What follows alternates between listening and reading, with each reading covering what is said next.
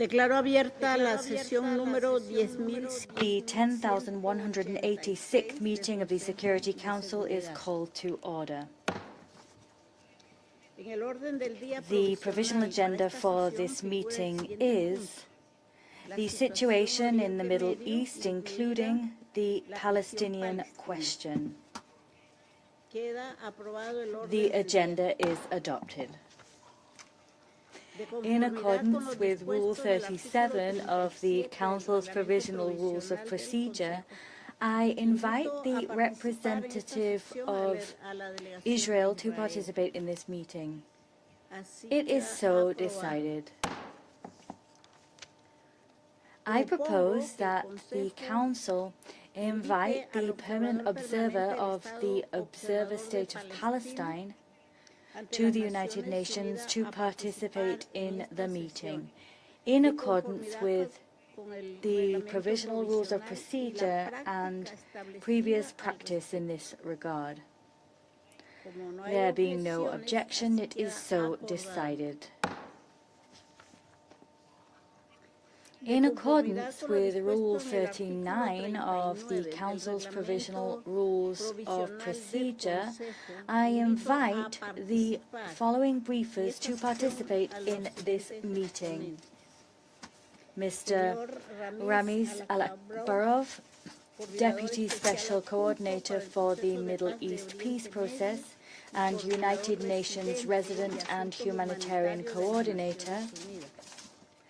Mr. Itai Epstein, Special Advisor on International Law and Humanitarian Principles from the Norwegian Refugee Council, and Ms. Marianne Bargovtis, independent journalist, writer, and political analyst. It is so decided. The Security Council will now begin its consideration of item 2 of the agenda. I give the floor to Mr. Ramiz Al-Akbarov. You have the floor. Very much. Madam President, members of the Security Council.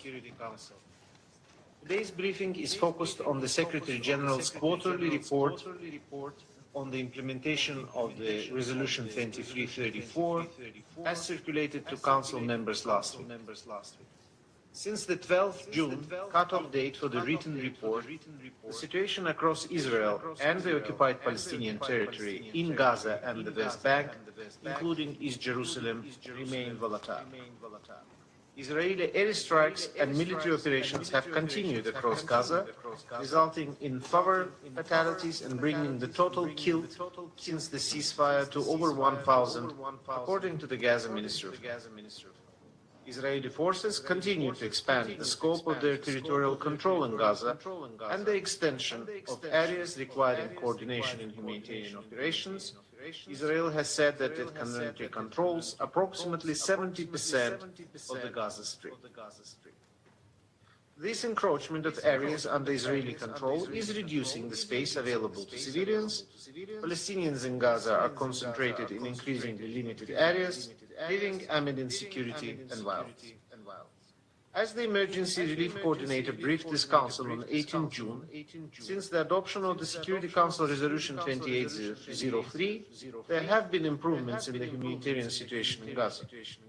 The share of households going to bed hungry dropped from 92 to 36%, and humanitarians were able to expand provision of water, health, and education services.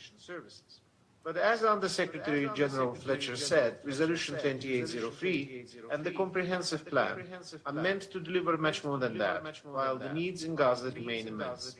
Sanitation conditions remain alarming, 70% of population lacks dignified shelter, and humanitarians continue to face persistent constraints as they carry out their essential work.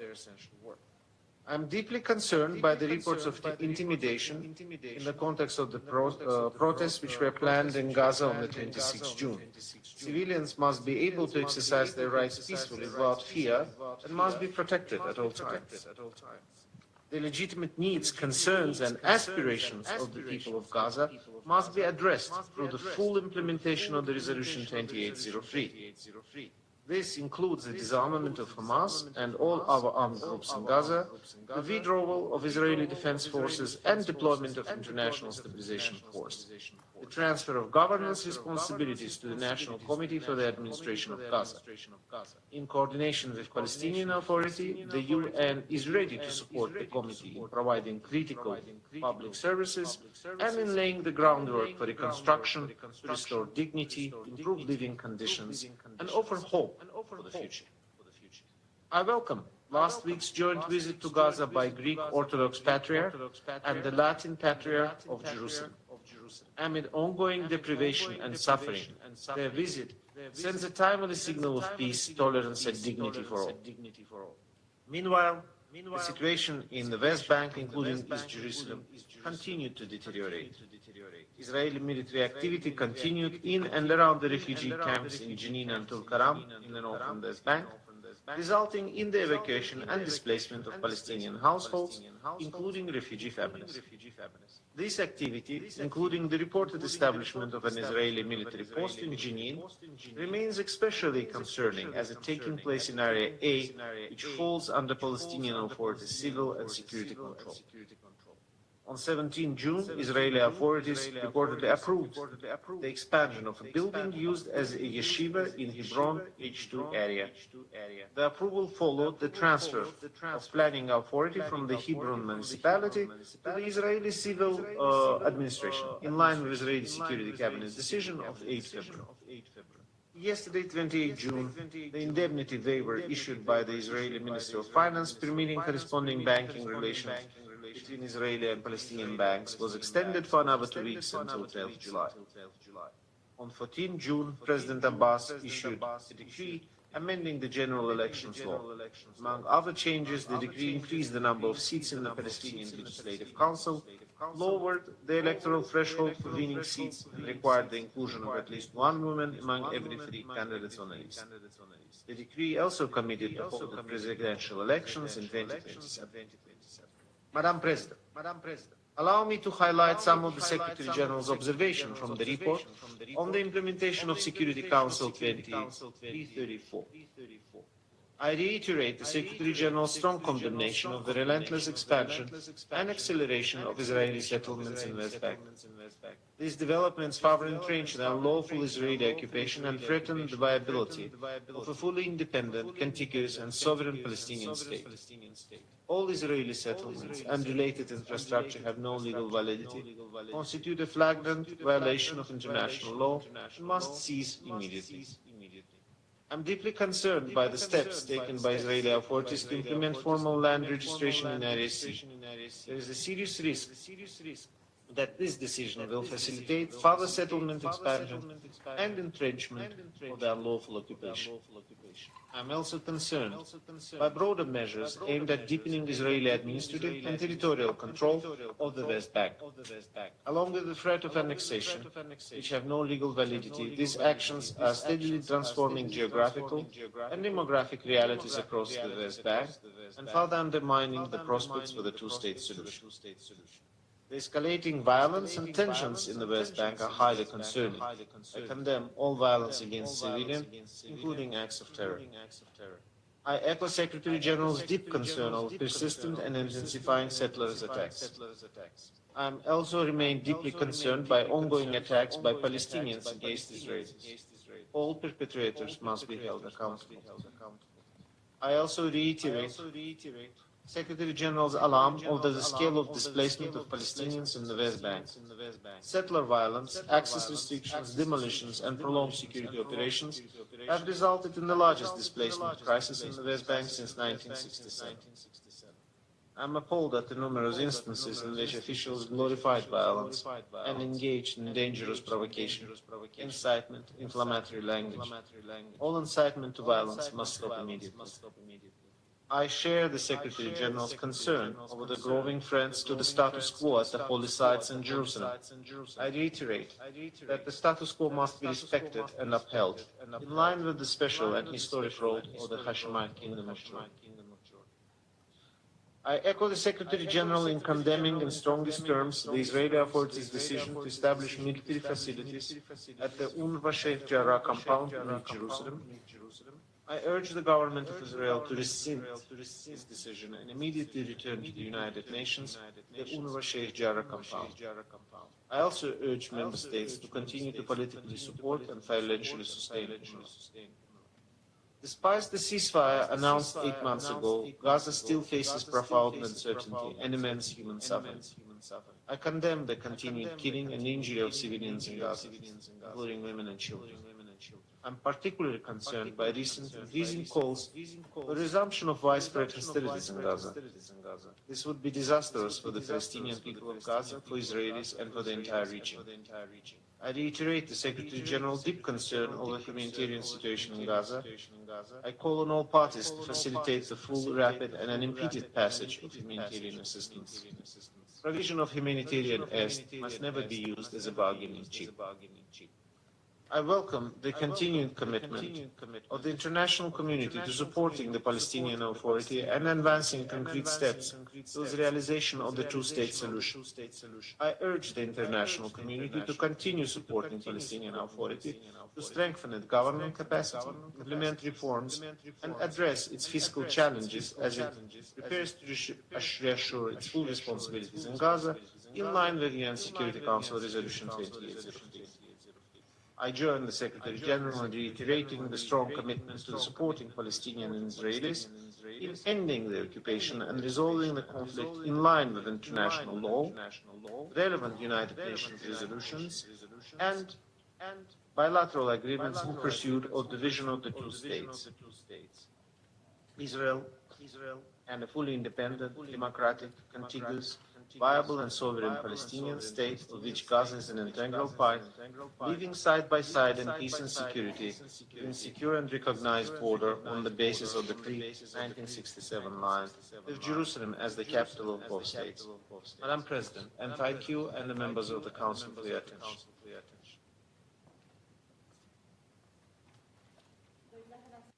I thank Mr. Ramiz Alakbarov for the information provided. I now give the floor to Mr. Itai Epstein. You have the floor. Madam President, Excellencies, on behalf of the Norwegian Refugee Council, I wish to thank you for the opportunity to brief the Council at this quarterly consideration of Resolution 2334. Adopted almost 10 years ago, its words are familiar. Israeli settlements in occupied Palestine constitute a flagrant violation of international law. The question before the Council today is not whether those words remain correct. The question is whether the Council is prepared to give them effect. It is the plight of Palestinian communities living with the consequences of non-implementation, displacement, dispossession, and the steady erosion of protection that I wish to share today. When states gathered after the Second World War to codify the Fourth Geneva Convention, including its prohibition on population transfer, they did so in the shadow of mass atrocities, colonization, forced displacement, and racial persecution. For Palestinians today, this is not an abstract legal proposition. It is a lived reality. The law saw this danger clearly from the outset. In June 1967, Israel came to occupy the West Bank, including East Jerusalem and Gaza. Within weeks, Theodore Meron, then Counsel of Israel's Foreign Ministry, set out the legal consequences with notable clarity. He affirmed the applicability of the Hague Regulations and the Fourth Geneva Convention to the newly occupied territories, recalled the prohibition on annexation, and advised that civilian settlements in the occupied Palestinian territory would be in contravention of explicit provisions of international humanitarian law. What has changed since is not the law. What has changed is the scale of the breach, the entrenchment of the occupation, and the cost borne by Palestinians for the failure of enforcement. The Council, Excellencies, must bring into view the convergence of phenomena too often treated separately.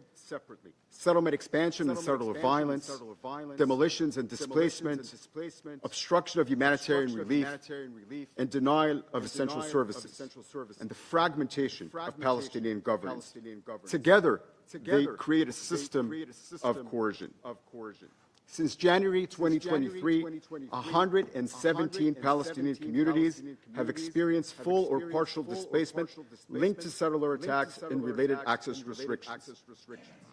The displacement crisis is not confined to Bedouin or herding communities.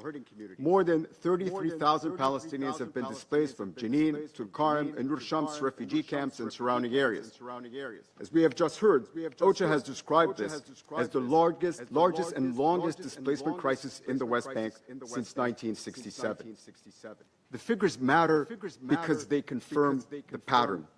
The home, the school, the water network, the olive grove, and the refugee camp have all become pressure points in a wider effort to make Palestinian presence harder to sustain. One recent field assessment shows what prolonged displacement means for families. Households displaced report worsening shelter conditions, collapsing livelihoods, and fear of repeated displacement. Another assessment should deeply trouble this Council. More than 70% of displaced households identify threats against women and children, including sexualized threats and gender-based harassment, as decisive in their decision to flee. Madam President, forcible transfer does not always announce itself with a single order. It may occur through accumulation, repeated attacks, sexualized threats, demolished homes, lost livelihoods, and the absence of credible protection. East Jerusalem and the Jerusalem periphery illustrate how coercion becomes a strategy for acquiring territory. In Sudan, Palestinian families face eviction and takeover by settler organizations. In and around E1, Han al-Ahmar and nearby Bedouin communities face renewed demolition risk and intense pressure in an area of profound territorial and political significance. Excellencies, the International Court of Justice has clarified the matter before us in decisive terms. In its 2024 advisory opinion, the Court did not merely characterize discrete Israeli practices in the occupied Palestinian territory as unlawful. It found that Israel's continued presence in that territory is, as such, unlawful. It reaffirmed that the West Bank, including East Jerusalem and Gaza, are occupied territory over which the Palestinian people hold permanent sovereign rights. It identified legal consequences for Israel, for all states, for the United Nations. That clarification matters for this Council. Resolution 2334 rested on legal rules that were already clear when it was adopted. The Court has now confirmed those rules and the consequences that flow from them. Settlements are not only a flagrant violation of international law and an obstacle to peace. They form part of an unlawful situation whose consequences cannot be ignored. What was framed in 2016 as a call upon states has, after 2024, acquired the character of a judicially endorsed legal obligation. The Security Council cannot, through subsequent resolutions, dilute obligations grounded in peremptory norms or negate the legal consequences identified by the Court. From wrong comes no right, and no passage of time cures illegality. This matters, Madam President, because annexation is often described as irreversible. That is a political claim dressed up as certainty. It confuses material entrenchment with legal consolidation. It seeks to turn unlawful facts into lawful rights. Annexation has become more costly to reverse, more complex to dismantle, and more disruptive to vested interests. It has not become irreversible as a matter of law. The same clarity is needed in relation to settler violence. It is often described, including in this chamber, as extremism, as though it were a marginal deviation from state policy. That language is legally inadequate. Where armed settlers operate as integral or auxiliary parts of military forces, or where public officials enable, direct, or exercise control over settler violence, the inquiry cannot stop with individual criminality. the question becomes one of state responsibility. Only last week, Israel's own military advocate warned that violent settlers and the armed forces are no longer readily distinguishable when, without legal authority, they impose restrictions on Palestinian movement. Settler violence may therefore be both individual wrongdoing and part of a coercive environment for which Israel, as the occupying power, bears responsibility. Settler violence forms part of the broader architecture for which territory is unlawfully acquired and controlled. Excellencies, the response of third states has begun to shift, with greater attention to individual perpetrators of settler violence and extremist groups. That attention matters, but individual accountability cannot substitute for the broader obligation of states. Measures aimed solely at direct perpetrators fail to address the roles of ministries, settlement councils, and the legislative and financial infrastructure that sustain the settlement enterprise. States must ensure that their own conduct does not recognize, aid, or assist in unlawful situations. They must also cooperate to bring it to an end. Madam President, that means restitution first. Homes, orchards, and olive groves must be restored to the rightful owners. Settlements and associated infrastructure must be dismantled. Palestinians displaced by coercion or violence must be able to return voluntarily in safety and dignity. Where restitution is materially impossible, compensation must follow. The General Assembly has shown the way. The UN Registrar of Damage, born of the 2004 Wall Advisory Opinion, should now be expanded to receive claims and quantify compensation for the full consequences of Israel's unlawful presence since 1967, including displacement, destruction, resource exploitation, and denial of housing, land, and property rights. Recognition of Palestinian self-determination without restoration of the material basis on which that right depends will be a promise without land beneath it. Excellencies, restitution addresses harm after the fact. Protection must prevent harm before it occurs. Communities at risk of forcible transfer need protection and humanitarian aid before they are uprooted, not only assistance after injury is felt. Israel has an obligation to facilitate the presence and activities of impartial relief societies such as the Norwegian Refugee Council. The International Court of Justice confirmed this obligation last year. Yet, Israel continues to interfere with the presence, registration, staffing, and independence of humanitarian organizations, restricting their ability to reach Palestinian communities in need and carry out the very activities Israel is required to facilitate. The Council should put Israel on notice. As the occupying power, it must allow and facilitate principal humanitarian action and comply with its obligations under international humanitarian law. Madam President, the obstacle is not lack of law. The obstacle is political reluctance. Annexation persists because its costs remain tolerable to those who sustain it. Settler violence persists because it is too often dismissed as deviation. Forced displacement persists because the international response remains fragmented. The task before the Council is at once simple and demanding, to ensure without delay the end of an unlawful Israeli presence that continues to drive displacement, dispossession, and civilian harm across occupied Palestinian territory. We are not asking this Council to invent new law. We are asking it to apply the law it has already affirmed.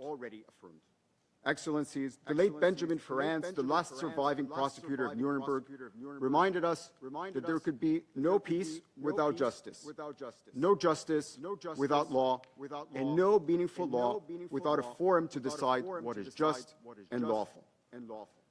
The law is clear. The facts are before this Council. What remains now is consequence. Thank you.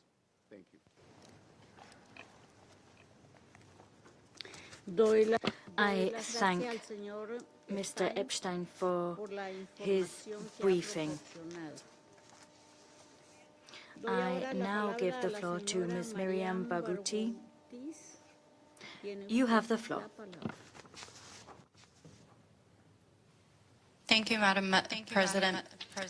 I am speaking to you all today not as a diplomat or a representative. I am speaking to you as a journalist that has spent years documenting the reality of occupied Palestine, focusing specifically on the West Bank.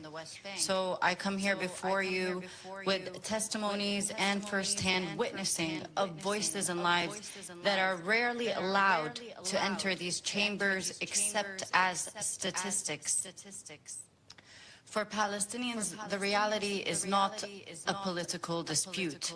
It is experienced every morning, every day, and every evening when going to school, to work, or carrying out the most basic activities like family gatherings, weddings, and funerals that are consistently and relentlessly interrupted by armed Israeli violence, more often by the military, but also by armed Israeli militia groups.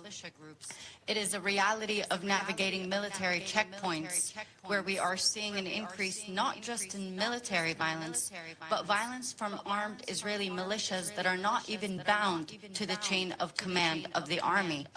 This does not only mean delay, this does not only mean the theft of time of Palestinians, but it is a rewiring of the entire nervous system of Palestinians in constant anticipation of violence and through what we see as a systemic weaponization of fear. But it also means at a practical level, the denial of access to life-saving spaces, like accessing the hospitals. I myself have witnessed Israeli soldiers in places like Jenin and Tul Kerem denying Palestinian women who are pregnant and in labor access to hospitals that are just a few meters away, and they will hold them at gunpoint. I have seen in Silwad, in the West Bank, the center of the West Bank, an Israeli soldier caught on camera by a medic after shooting a young Palestinian teenager and leaving him to bleed, and I quote, saying, "Thank God he is dead now." These are the lives of Palestinians day in and day out. It includes Palestinian farmers being denied access to their lands, as well as more recently where we are witnessing intentional and systemic Israeli violence that targets life-sustaining infrastructure, and this is like water pipes, where Israeli settlers are carrying out very targeted attacks at pumping stations that provide water access to thousands of Palestinians in the West Bank that already suffer from a disproportionate access to water in comparison to their Israeli counterpart. We are seeing intentional targeting of agricultural resources, again by armed Israeli groups in the West Bank, as well as the military that has constantly and consistently targeted lands through burning them, through denying access to them, or through destroying matters as basic as farmers' markets from Palestinians. And that means that even the economic cost of survival has been increasing. Now, it has been more than a decade since the UN Resolution 2334, and it's been more than a year since the decision made in July of 2024 demanding that Israel ceases its settlement activities, and I quote, as rapidly as possible. But instead what we are seeing is a rapid expansion of settlements that are being absorbed into state land. Now, there is a tendency that we have seen, and I continue to see repeated, for Israeli representatives to illustrate this expansion as extremist violence or as an exceptional case. But the facts on the ground inform us that there are coordinated and joint activities by the Israeli army, Israeli settler groups, and the Israeli judicial system in ensuring a systemic and relentless ethnic cleansing in the West Bank. So these are not accidental, they are intentional, they are premeditated, and they are coming from a policy of ethnic cleansing. And as Israeli settlers are creating a hostile environment for Palestinians who are now too afraid to even walk from their homes to their schools or their workplaces due to armed violence, the military at the same time continues to ensure that there is no capacity for Palestinians to confront or protect themselves. This is an intentional denial of capacity by the Israeli regime. To add to that comes the third layer, which is the Israeli court system, which continues to engage in the legitimization and legalization of these practices through a legal framework that is designed to dispossess and displace Palestinians, and it is designed to also continue providing immunity to Israelis. When we saw Yinon Levy, an Israeli settler in Hebron, shoot a Palestinian point blank while his child was next to him and kill him, he was released the next day, and he carried out terrorizing activities against the community in which he killed the Palestinian. So this type of immunity is by design. And what we have seen consistently and continuously is rather than seize settlement activities, Israel has been using strategic ambiguity and diplomatic spheres to perpetuate its crimes while engineering a state of debate around the issue, consistently claiming pretexts of defense, while again the facts on the ground have shown us that in the last decades, not a single Israeli security measure has actually achieved effectively or efficiently what it claimed to want to achieve in its goals. So instead of accountability, we are seeing impunity being entrenched. The Israeli regime is not only sustaining Israeli violence, but as we see, it is encouraging it through Hebrew media, which has also been complicit in inciting against Palestinian communities and individuals. And through law, the Israeli government has adopted a series of laws in the last 5 years alone, pushing for things like the death penalty, the absorption of the West Bank into Israeli state land, and through the arming of Israeli citizens with military-grade weapons, including automatic and semi-automatic guns, and more recently, drones. And these are not just through the Israeli government, but it includes international complicity where U.S.-based charities are actually fundraising and providing these military-grade weapons to Israeli citizens in the West Bank specifically. Again, as it has been emphasized in these chambers, and I will emphasize it again, these Israeli acts are not random, but they are organized, state-sponsored crime. And Palestinians in the West Bank are no longer wondering whether a crime will be enacted. Now it is a matter of when rather than if. And often these crimes are reported and seen as separate, but they do come together. And together, the different crimes have drained Palestinians physically, psychologically, economically, and politically. And what this means is that there is no capacity to organize or even imagine a reality outside of just survival. There is a clear and evident campaign by the Israeli government to not only fracture Palestinian society, but to also punish the different segments. Here, we are seeing that even for myself as a journalist, it is becoming increasingly dangerous to continue our profession. It has become so devastating and so dangerous that wearing our press insignia has placed us in the line of danger rather than protect us. I have seen in the West Bank my peers, Palestinian journalists specifically, as well as international correspondents, not just attacked by Israeli settlers and the army, but we are being detained arbitrarily, often under no charge, no trial, and we are placed into what is more akin to torture chambers.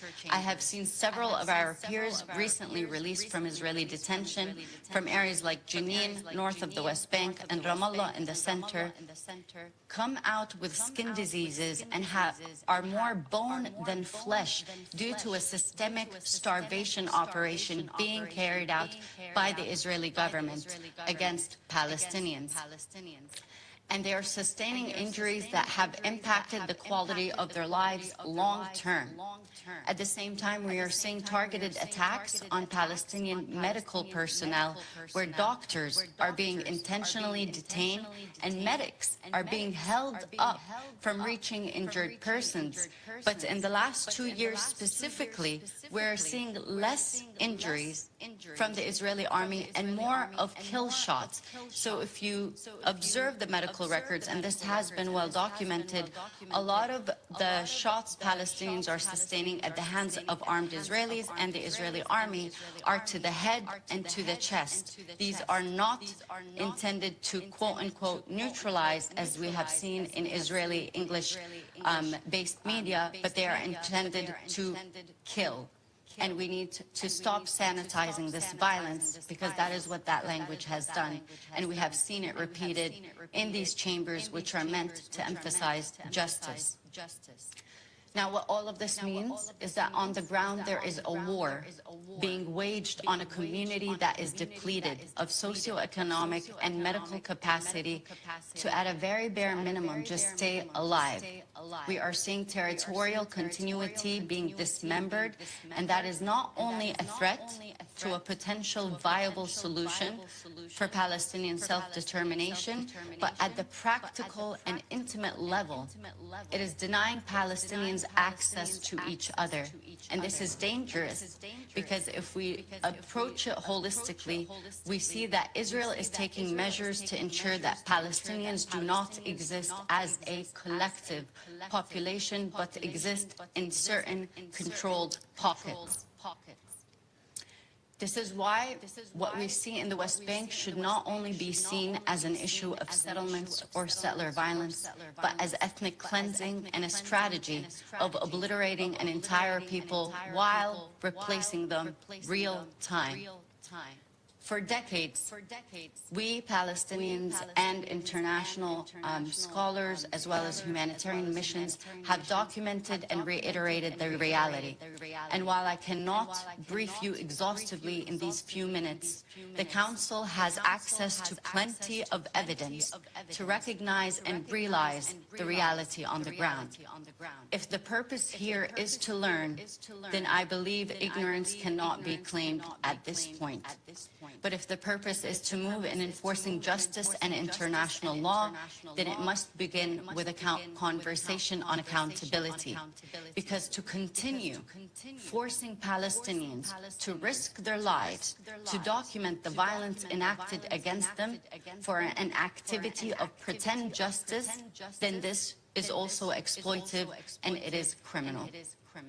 Today, we are at a moment of not only examining the reality of occupied Palestine, but investigating the dynamics of this very chamber that you sit in and what it means for the future. Thank you. I thank Ms. Miriam Barghouti for her briefing. I now give the floor to those council members who wish to make statements. I give the floor to the representative of China. You have the floor. Madam President, I thank Deputy Special Coordinator Alek Barov, Mr. Epstein, and Ms. Barghouti for their briefings. The question of Palestine is at the core of the Middle East issue. It is a matter of fairness and justice at the international level, pivotal to regional dynamics. Today, violence and death persist in Gaza. Tensions grip the West Bank. The foundation of the two-state solution continues to be eroded, and greater challenges are confronting the effort to settle the question of Palestine. The international community must reverse this negative trajectory with robust actions to end the suffering of the Palestinian people without delay and give Palestine the justice it deserves. China would like to highlight three imperatives. First, peace and stability must return to Gaza.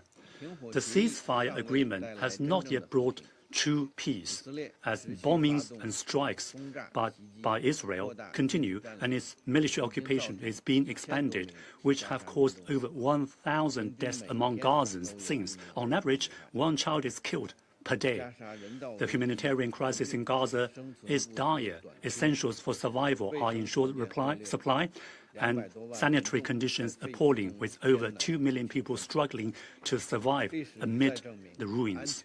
History has repeatedly shown that security is mutual, as no country can build its own security upon the insecurity of others. Military occupation and pressurization would do nothing for lasting peace. We call on the parties, Israel in particular, to fully comply with the ceasefire agreement and bring about a genuine, lasting ceasefire in Gaza.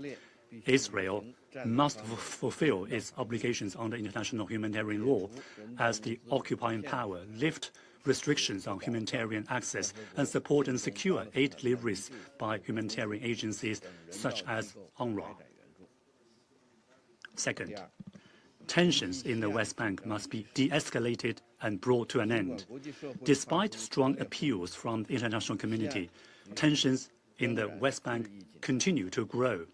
The occupying power has accelerated settlement expansion, remained permissive towards settler violence, and encroached on Palestinian territory. The economy of the West Bank is on the brink of collapse under the crippling restrictions and stranglehold, and the Palestinian Authority is facing a serious fiscal crisis. It was explicitly spelled out in Council Resolution 2334, an ICJ advisory opinion that illegal occupation and settlements imperil the viability of the two-state solution and must be ended immediately. Violating the legitimate rights of Palestinians and undermining the security and stability of the West Bank will only fuel hatred and eventually backfire. We urge Israel to immediately cease settlement activities, curb settler violence, and ensure accountability for attacks in all seriousness. Israel should lift the unjustified restrictions on the West Bank economy, return the withheld tax revenues the soonest, and stop undermining the foundation of the PA's governance. Third, the two-state solution must be fully implemented. The two-state solution is the only viable path to resolving the question of Palestine. It cannot be denied, nor can it be replaced. Gaza and the West Bank are inseparable parts of the state of Palestine. Any arrangements or the establishment of new mechanisms must be in line with the principle of Palestinians governing Palestine, respect the will of the Palestinian people, and advance rather than undermine the two-state solution. The international community should forge greater consensus, breathe new life into the prospect of the two-state solution, say no to any attempt to alter Palestine's demographic composition and redraw its map, oppose any unilateral actions that undermine the foundation of the two-state solution, and support the early establishment of an independent state of Palestine based on the 1967 borders with East Jerusalem as its capital and enjoying full sovereignty.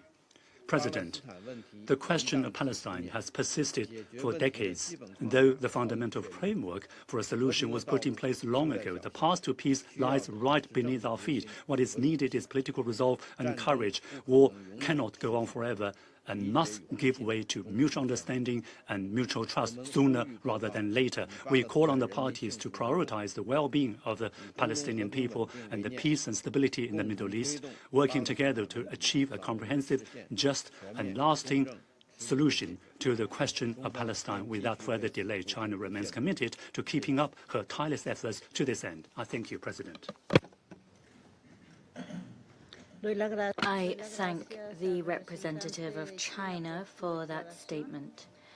I now give the floor to the representative of Greece.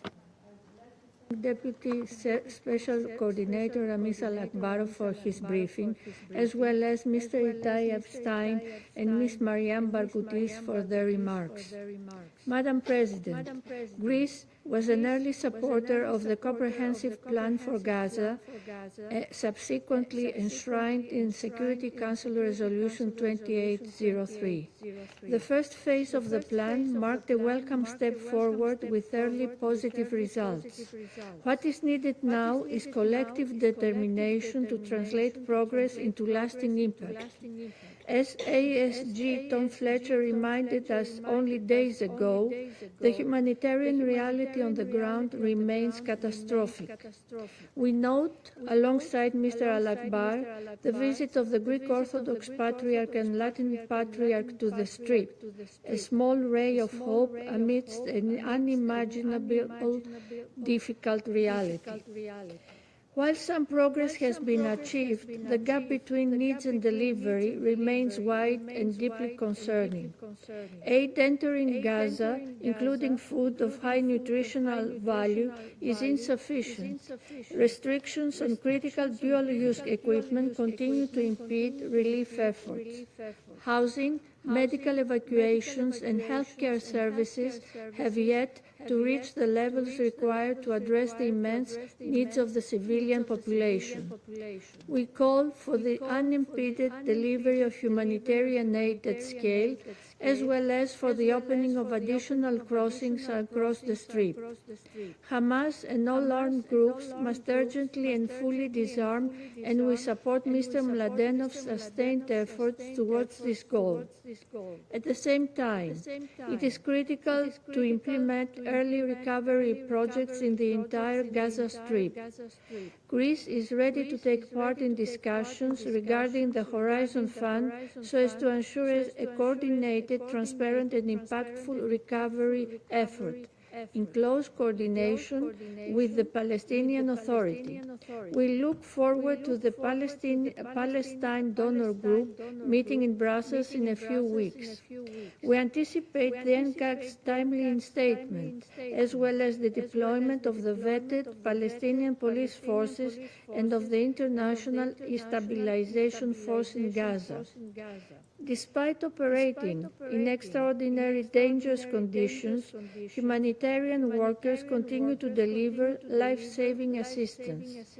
Their work deserves the fullest protection and unwavering support in accordance with the international humanitarian law. They must never be targeted, and accountability must be ensured in all circumstances. Madam President, as our Foreign Minister has stressed, Gaza and the West Bank form a single, indivisible territorial unit of a future Palestine state. We categorically oppose any plans to expand control over or annex parts of the West Bank. The evacuation orders in Al-Ahmar, the Land Registry and Settlement of Rights Initiative, the Antiquities Bill, construction plans in the E1 area, as well as demolitions and evictions in East Jerusalem, particularly in Silwan, are all indicative of an explicit vision of annexation.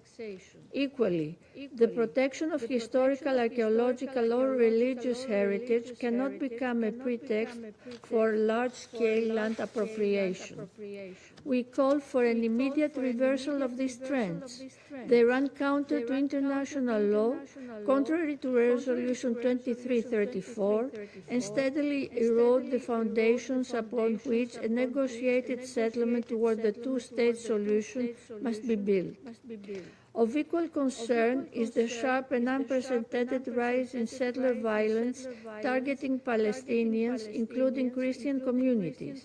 Responding to the severity of such violence, the EU recently sanctioned extremists responsible for human rights abuses in the West Bank. While we take note of Israel's recent statements aimed at curbing settler violence, words must be matched with accountability, consistent investigations, and follow-up on the implementation of those decisions.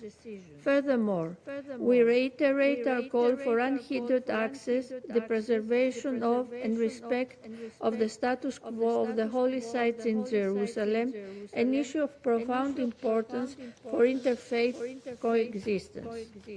Madam President, the stabilization of the West Bank also requires the release of withheld Palestinian tax revenues. This is a prerequisite for reform, institutional resilience, and the preservation of the Palestinian Authority's fiscal capacity. We acknowledge and encourage the Palestinian Authority's ongoing reform efforts under very difficult circumstances, including the recent announcement of presidential elections in 2027 and amendments concerning parliamentary elections in the occupied Palestinian territories. An empowered and reformed Palestinian Authority will be a credible partner for peace. In closing, as we are approaching the first commemoration of the New York Declaration, the moment calls for renewed political courage and a reinvigorated diplomatic effort. We must restore a credible political horizon for the Palestinian people and advance a meaningful political process leading to a two-state solution in line with the relevant Security Council resolutions. I thank you. I thank the representative of Greece for that statement. I now give the floor to the representative of Denmark. You have the floor. Thank you, Madam President. We thank Deputy Special Coordinator Alak Barrow, Mr. Epstein, and Ms. Baguti for their briefings. For years, the situation in the occupied West Bank, including East Jerusalem, has been steadily deteriorating. The developments on the ground are not new, but the speed with which conditions are worsening has been accelerated. The developments have been documented repeatedly before this Council, including through the SG's quarterly reports on the implementation of Resolution 2334. The Council also had the opportunity to discuss these developments during the ARIA meeting held on the West Bank last month. Allow me to highlight a few of the most concerning developments. We are currently witnessing all-time high levels of settler violence against Palestinians. The stories we hear from the ground are brutal, as we have also heard from our briefers today. And civilians are being displaced from their communities as a consequence. Reports of Israeli authorities failing to prevent or hold perpetrators to account are deeply alarming. And recently, a 7-month-old Palestinian infant was killed in Hebron by Israeli defense forces. This incident is not only deeply tragic, but also a clear reminder of the devastating human costs that the civilians in the West Bank are paying. At the same time, settlement expansion is advancing at an alarming pace. Particularly concerning is the advancement of plans to establish settlements in the E1 area east of Jerusalem, where evacuation orders for the Bedouin community of Khan al-Ahmar have now been issued. If implemented, the E1 plan would cut the West Bank in two and compromise the territorial contiguity of a future Palestinian state, as well as hamper the prospects of a two-state solution. Denmark is equally concerned by the reports of expected establishment of the first permanent Israeli military presence in Area A, an area that under the Oslo Accords fall under Palestinian civil and security control. We are also deeply concerned by demolition and eviction orders in East Jerusalem, including the Silwan neighborhood, that continue to threaten Palestinian communities and alter the demographic character of the city. Meanwhile, the Palestinian authorities face a severe financial crisis, not least due to the withholding of Palestinian tax revenues that Israel collects on behalf of the Palestinian Authority. The consequences are not least being felt in the Palestinian health sector that is struggling to provide the basic assistance due to lack of resources. An effective and reformed Palestinian Authority remains essential for stability, governance, and the prospect for peace. Israel's restrictions on international NGOs operating in the occupied Palestinian territory and the unlawful demolition of UNRWA's headquarters further undermines stability and access to basic services for Palestinians. Taken together, these developments are not isolated incidents. They amount to a systematic consolidation of Israeli control across the occupied West Bank. They change realities on the ground, alter the map, and heighten the risk of annexation.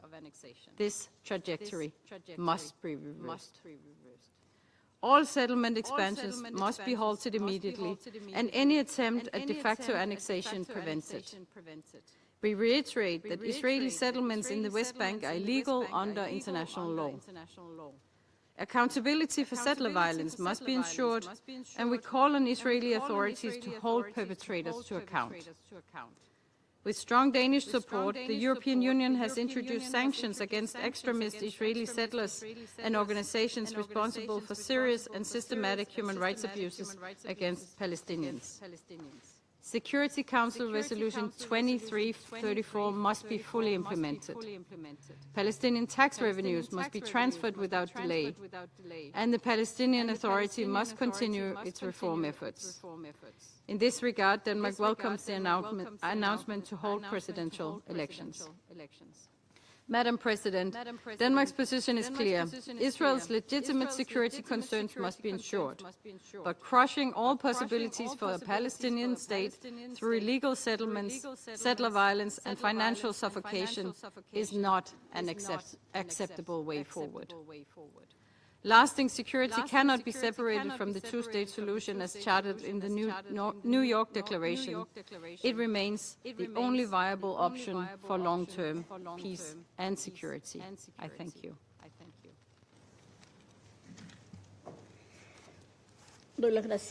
I thank the representative of Denmark for that statement.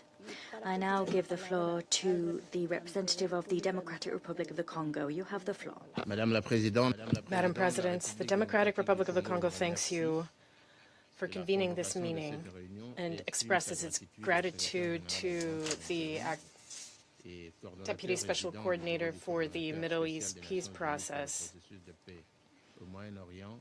Mr. Ramiz Alakbarov. We also thank the civil society representatives for their briefings today.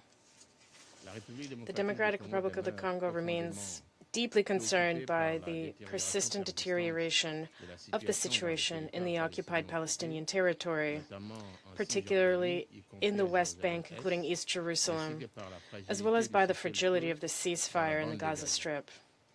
We condemn all violence directed against civilian populations. The protection of civilians must remain an absolute priority in accordance with international humanitarian law and international human rights law. My delegation is particularly concerned by the upsurge in violence, the forced displacement of communities, as well as the demolition of homes. In this regard, we recall the importance of the full implementation of the relevant resolutions of the Security Council, in particular Resolution 2334 of 2016, as well as the importance of compliance with the obligations arising under international law. Regarding Gaza, the Democratic Republic of the Congo takes note of the efforts made to preserve the ceasefire and encourages all parties to exercise restraint in order to prevent any resumption of large-scale hostilities. We call for compliance with the commitments undertaken under existing agreements, as well as for the continuation of diplomatic efforts aimed at establishing a lasting peace. We also remain concerned by the humanitarian situation, which continues to take a severe toll on civilian populations. As we have underscored in our statement of June 18, 2026, the Democratic Republic of the Congo calls for safe, rapid, sustained and unimpeded humanitarian access so that assistance may reach all those in need. We commend the efforts of the United Nations and humanitarian organizations which continue to operate under particularly challenging conditions. The Democratic Republic of the Congo also underscores the importance of increased international support to address the humanitarian needs of affected civilian populations. This support will help create the conditions conducive to a lasting peace, regional stability, and the accommodation of the legitimate security concerns of all parties. Madam President, the Democratic Republic of the Congo remains convinced that there can be no military solution to this conflict. Only a credible political process grounded in international law and relevant United Nations resolutions will make it possible to achieve a just, comprehensive, and lasting peace. In this regard, we reaffirm our support for the efforts of the United Nations Secretary General, as well as for all regional and international initiatives that would foster the resumption of a genuine political process in an environment of peace and security. Thank you. I thank the representative of the Democratic Republic of the Congo for that statement. I now give the floor to the representative of the United States. You have the floor. Thank you, Madam President. Colleagues, I thank you. I thank our briefers for their comments, and I'd like to begin my remarks today in talking about a young girl in Deir al-Balah. UNICEF calls her Massa. After 2 years of war, she recently walked into a temporary school. In that school, she received a bag with a notebook, a pen, an eraser, a ruler, pencils, coloring pens, and that one bag of school supplies, seemingly small and without import, but I think it's a very loud reminder that life is starting again in Gaza.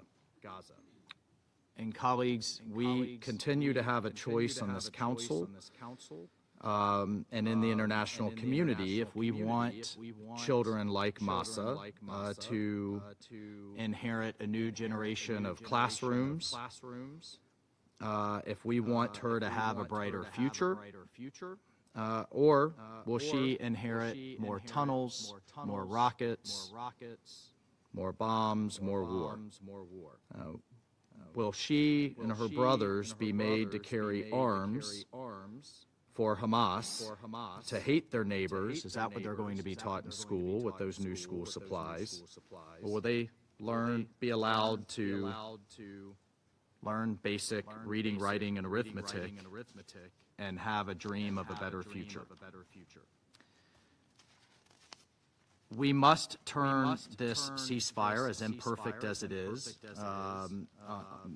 many nights, into a lasting peace, or Hamas can continue to drag the region back into a cycle of violence.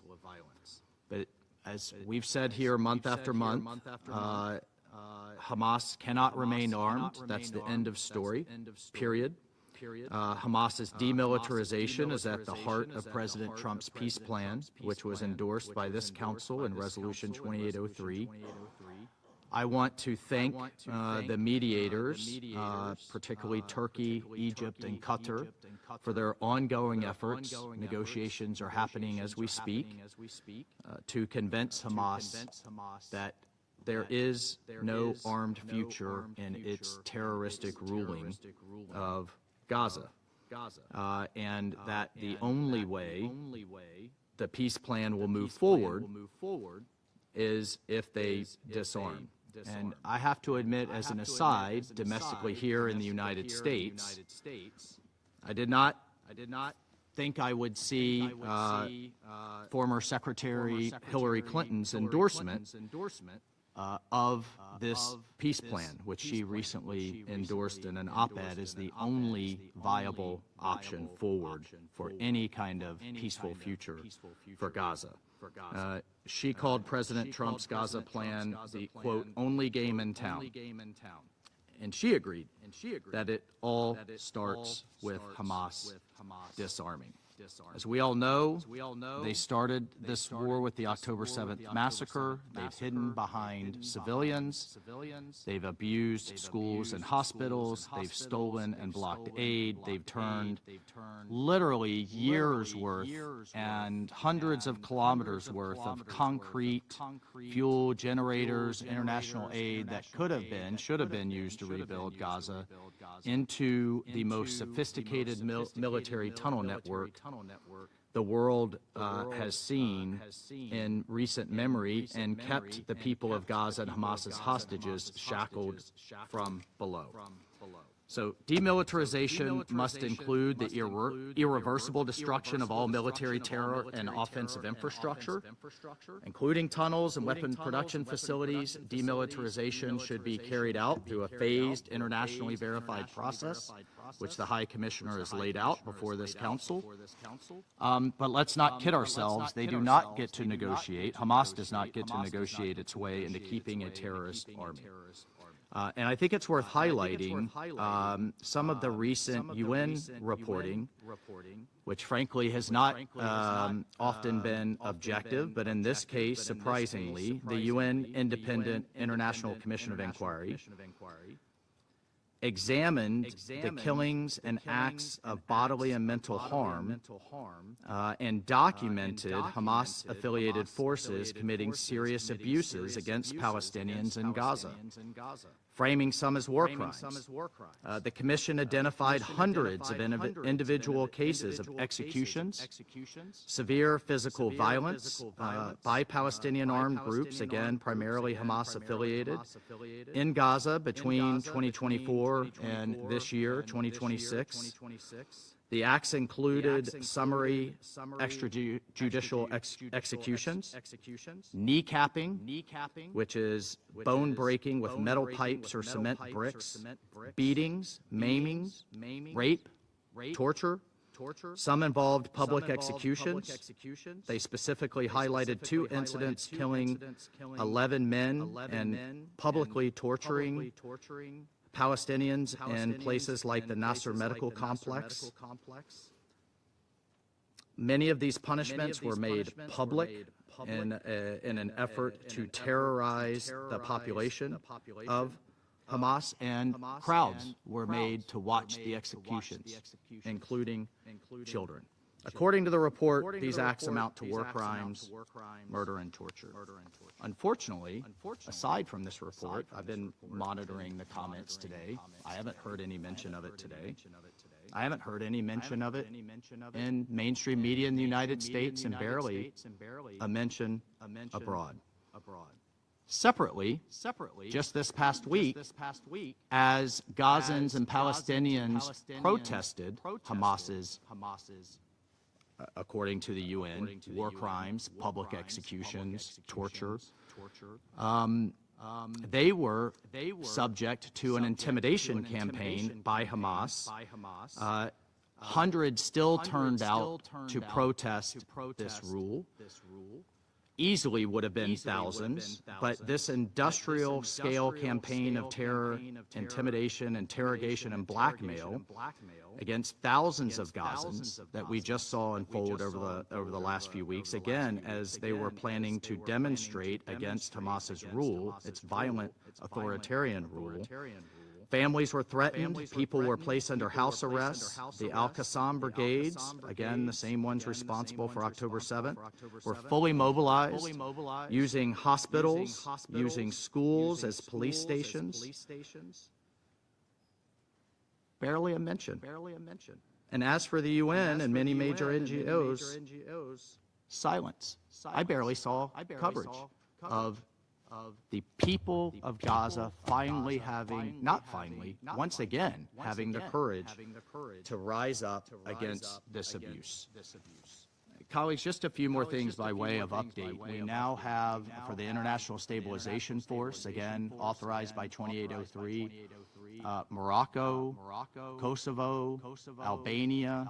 Boots are on the ground. Some are being deployed, and we have now Egypt and Jordan training the first recruits for a new Palestinian police force. Has committed $100 million for continued training. So the progress is never as quickly or more robust as any of us would like to see. Again, I did not think I would be quoting former Secretary of State Clinton here, but I haven't heard of a better plan coming from the UN or many other member states. I appreciate the support we've received in this council for this effort. We have a long way to go. The ongoing meetings with the NCAG, the new governance authority, those are happening as we speak. Those plans, those governing plans from education to housing to the restoration of services are being fleshed out as we speak. I thank the donor countries and the partners on the Board of Peace, including the Office of the High Representative, for their efforts to build on the progress and to increase the delivery of services that the people deserve. So, colleagues, I'll just conclude by saying we as an international community must continue to stand against this type of terror. We must use this platform of this council to call it out when it's happening. But I have to ask, how much longer are we going to accept terrorists murdering Palestinians in Gaza, stealing their aid, hiding behind their children, and refusing to give up the weapons in an agreement that they agreed to that keep Gaza trapped in misery? From the perspective of the United States, absolutely not, and no more. I thank you, colleagues. Doy las gracias al representante de Estados Unidos por su intervención y concedo la palabra ahora al representante de Panamá. Tiene usted la palabra. Gracias, señora Presidente. Panamá agradece las exposiciones del Coordinador Especial para el Proceso de Paz del Oriente Medio, Ramiz Al-Akbarov, y toma nota del más reciente informe del Secretario General sobre la Resolución 2334 del 2016, la cual continúa siendo tan vigente como pendiente de plena implementación. Agradecemos también las exposiciones del señor Ramiz Epstein, asesor especial y consultor del Consejo Noruego para Refugiados, y de la señora Marian Barghoutis, periodista y analista política. Lejos de preservarse las condiciones necesarias para una solución política negociada, continúan produciéndose transformaciones progresivas de la realidad territorial, administrativa y demográfica del territorio palestino. Panamá observa con especial preocupación la aprobación de nuevos asentamientos en Cisjordania, las medidas orientadas a consolidar el control administrativo sobre el área C y el área E1, las demoliciones y el desplazamiento de comunidades palestinas con la consecuente afectación a la fibra social. Rechazamos siempre la persistencia del uso excesivo de la fuerza, la violencia contra la población civil, incluidos los actos de terrorismo y toda conducta incompatible con el derecho internacional, incluido el derecho internacional humanitario y el derecho internacional de los derechos humanos. La protección de la población civil es y debe seguir siendo una obligación que incumbe a todas las partes sin excepción. La persistencia de estas dinámicas también repercute en la capacidad de la autoridad palestina para ejercer una gobernanza efectiva. Su delicada situación financiera continúa limitando la prestación de servicios esenciales y debilita un componente indispensable para preservar un horizonte político creíble y viable. Reiteramos el llamado a evitar toda medida y acción unilateral que pueda agravar las tensiones sobre el terreno y dificultar los esfuerzos encaminados a alcanzar una paz justa, duradera y sostenible. Señora Presidente, la situación en Gaza tampoco puede analizarse de manera aislada de estos acontecimientos que ocurren en Cisjordania. 8 meses después del establecimiento del alto al fuego, la población continúa enfrentando enormes desafíos para reconstruir condiciones mínimas de vida digna. Persisten importantes limitaciones para la recuperación de servicios esenciales, mientras miles de familias siguen padeciendo las consecuencias de la destrucción acumulada. El impacto que esta realidad continúa teniendo sobre niños y jóvenes, cuyo acceso a la educación, la salud y condiciones adecuadas de desarrollo permanece gravemente afectada. Alentamos a preservar el alto al fuego y avanzar en la plena implementación de la Resolución 2803 de 2025, la cual constituye una hoja de ruta conveniente para evitar un deterioro de la situación. Panamá reitera su respaldo y apoyo a la labor que continúa desempeñando el sistema de las Naciones Unidas, sus agencias, junto con las organizaciones humanitarias internacionales y locales, tanto en la asistencia a la población civil como en el acompañamiento de los esfuerzos dirigidos a preservar la estabilidad y sentar las bases para la recuperación y la paz. Su labor debe poder desarrollarse con seguridad, independencia y pleno respeto del derecho internacional, incluido el derecho internacional humanitario.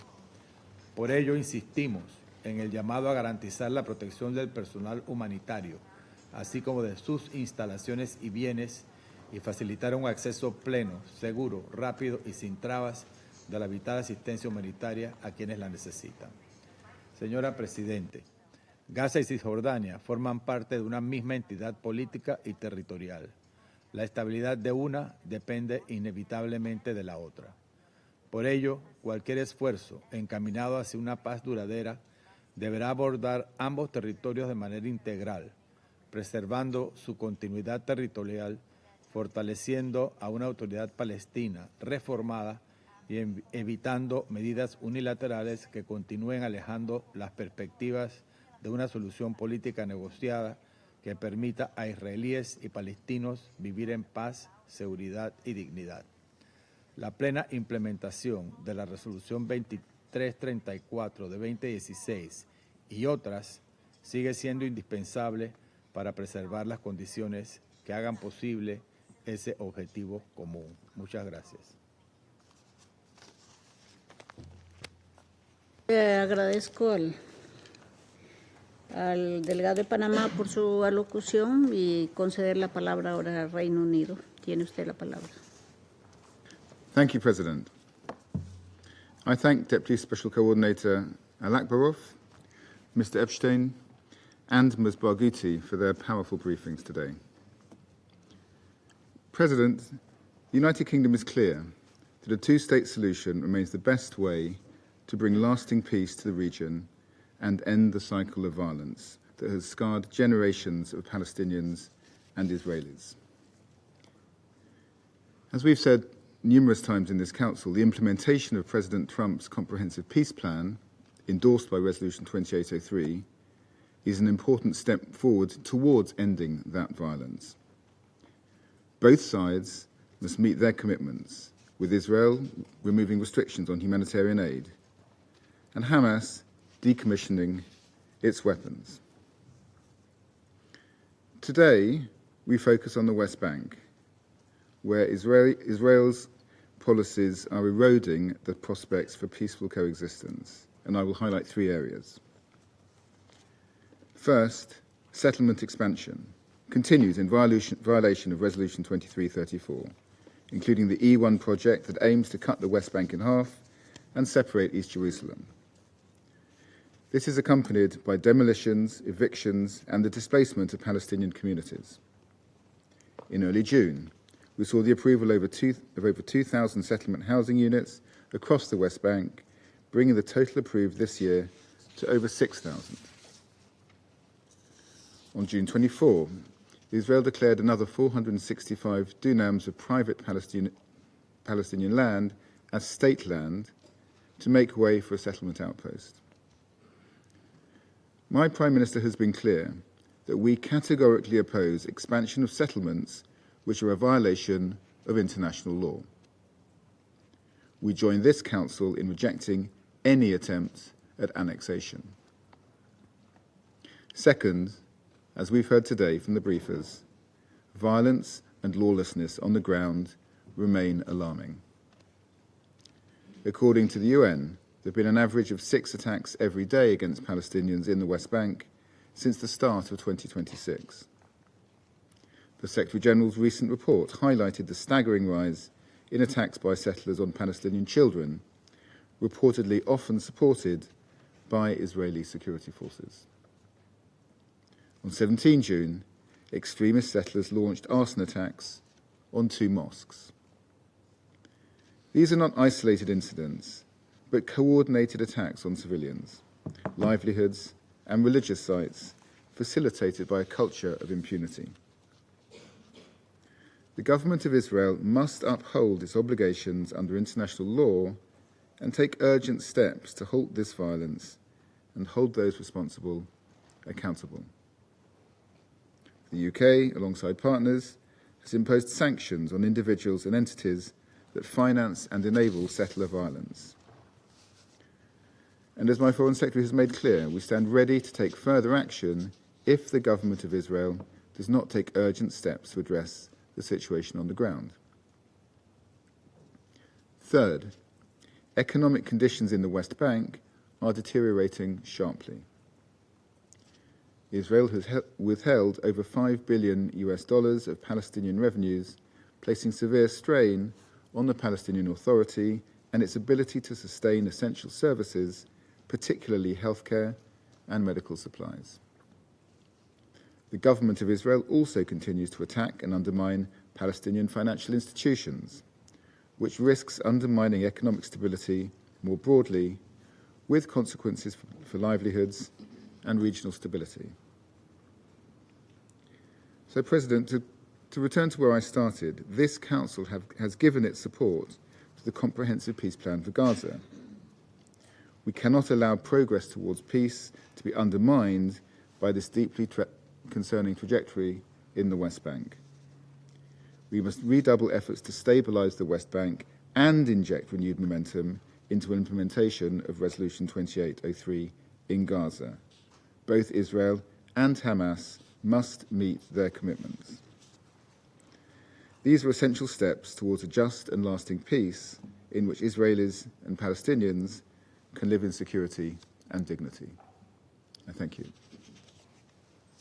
Las gracias al representante del Reino Unido por su declaración y ahora concedo la palabra al representante de Liberia. Tiene usted la palabra. Thank you. Thank you, Madam President. We join in thanking the briefers. For 10 years, Resolution 2334 has stood as the legal foundation of our collective commitment to a two-state solution. Yet, the data before us shows accountability too often being replaced by the passive recording of facts that increasingly resemble de facto annexation. True stability is not the freezing of conflict. It is the presence of justice, security, and viable governance. Madam President, the expansion of the E1 project is not a simple zoning dispute. It is a structural amputation. By severing territorial contiguity between the northern and southern West Bank, it risks constructing a physical veto over the two-state solution. Borders cannot be rewritten by concrete while this council deliberates in abstractions. As settlements expand and Palestinian communities face displacement, the territorial foundations of a viable Palestinian state are steadily eroded. International humanitarian law is clear. Occupation cannot confer sovereignty or validate irreversible changes to occupied territory. One of the briefers highlighted this point even more clearly. If the geographic integrity envisioned by Resolution 2334 disappears incrementally, the prospect of a negotiated two-state solution will recede with it, to the detriment of both Palestinians and Israeli security. Liberia is equally clear, Madam President, that these developments cannot be viewed apart from the broader security environment. We unequivocally condemn terrorist attacks, hostage-taking, indiscriminate rocket fire, settler violence, and all attacks against civilians. Israelis have the right to live in security, just as Palestinians have the right to live in dignity, freedom, and hope. These objectives, to us, are not mutually exclusive. They are mutually dependent. Madam President, Liberia speaks from the treasury of our own painful national experience. We know what happens when a nation is fractured from within, and when lines on a map cease to reflect lived reality. A ceasefire may pause suffering, but only legitimate institutions, territorial integrity, and public confidence can preserve peace. Members of this council may differ on sequence. Some emphasize Israel's security. Others stress ending the occupation and preserving Palestinian statehood. These priorities need not compete. Security without a credible political horizon will remain fragile. A political horizon without security will remain unattainable. Liberia, therefore, stands on the side of international humanitarian law.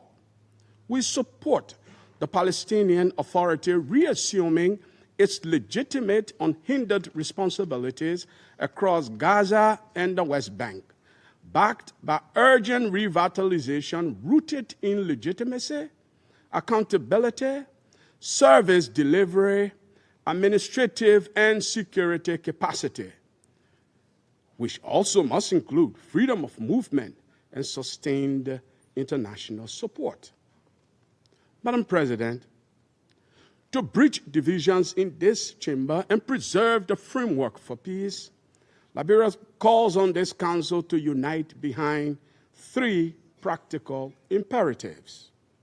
First, future reporting on Resolution 2334 should assess whether developments preserve or undermine the territorial contiguity necessary for a viable two-state solution. Second, we encourage greater transparency in investigations, prosecution, and accountability measures for attacks against civilians, including settler violence, terrorism, hostage-taking, and violations by any actor. Accountability reinforces confidence that international law applies equally to all. Third, the international community should strengthen a revitalized Palestinian Authority capable of exercising legitimate responsibilities across Gaza and the West Bank, while supporting renewed political engagement between the parties. Madam President, the progressive erosion of a contiguous Palestinian state does not merely prolong suffering. It jeopardizes the broader framework for regional peace. Sustainable regional integration cannot rest upon unresolved occupation, territorial fragmentation, and recurring violence. Lasting security depends upon a just political settlement that gives both peoples confidence that peace is durable, lawful, and mutually beneficial. We conclude, Madam President, with one uncomfortable truth. Every road toward regional peace passes through a viable political horizon for both Israelis and Palestinians. A divided map can never yield a united peace. Resolution 2334 was adopted to preserve the conditions for a negotiated two-state solution. Therefore, history will judge this council by whether it acted before the conditions envisaged in 2334 became impossible to restore, let alone implement. I thank you for your kind attention. Gracias al representante de Liberia por su declaración y concedo ahora la palabra al representante de Somalia. Tiene usted la palabra.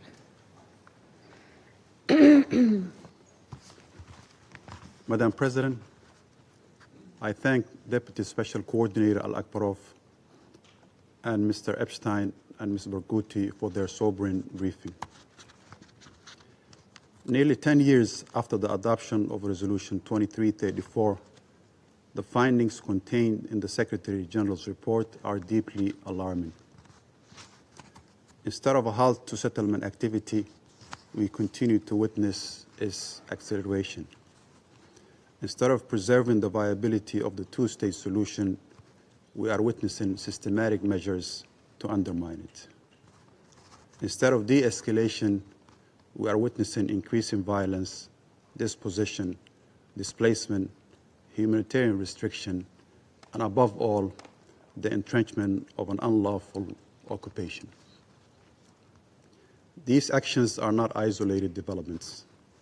They form part of the broader pattern that seeks to alter the demographic and geographic character of the occupied Palestinian territory and to create irreversible facts on the ground.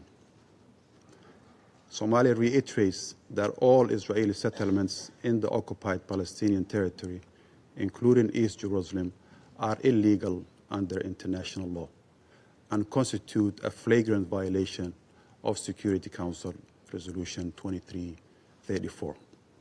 We reject all measures aimed at annexation, settlement expansion, demographic re-engineering, and any attempt to alter the legal and historical status of the occupied Palestinian territory. Madam President, as we heard, there is an unprecedented level of violence in the occupied West Bank. We are especially concerned by the sharp increase in settler violence and the expansion of military operations against Palestinian civilians. A few weeks ago, Israeli troops opened fire on a car near Hebron in the occupied West Bank, killing 7-month-old Sam Fahad Abu Haykal with a bullet to the face and leaving his mother in critical condition with shrapnel near her heart. Baby Sam's grandmother, Faryal Abu Haykal, who was also in the car, later described, and I quote, "The scene was horrific to see a 7-month-old baby with a smashed face. What kind of army in the world does this?" End of quote. These violations must be investigated and hold perpetrators accountable.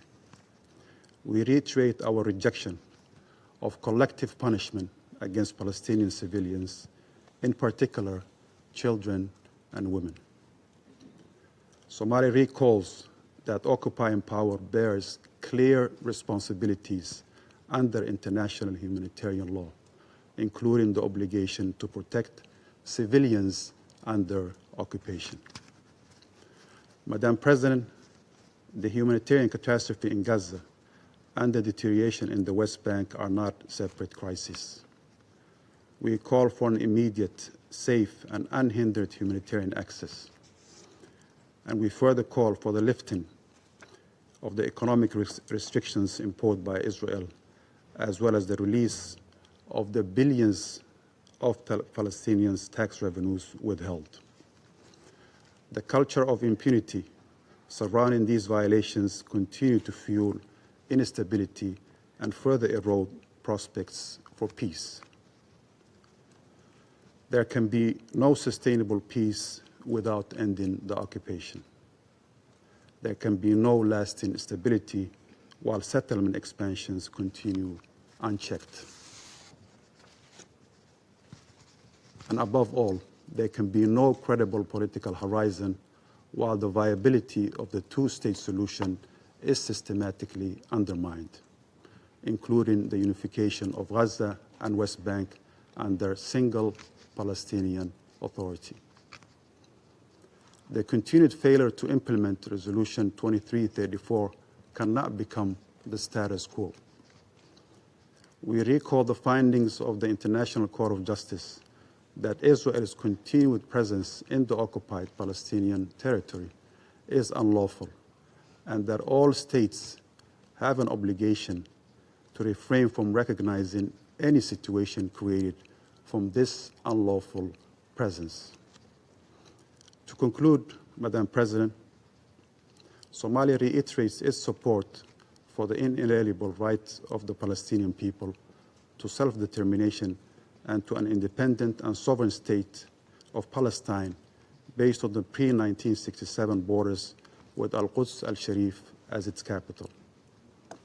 The authority and the credibility of this Council depend on the consistent implementation of its resolutions, including the recently adopted Resolution 2803.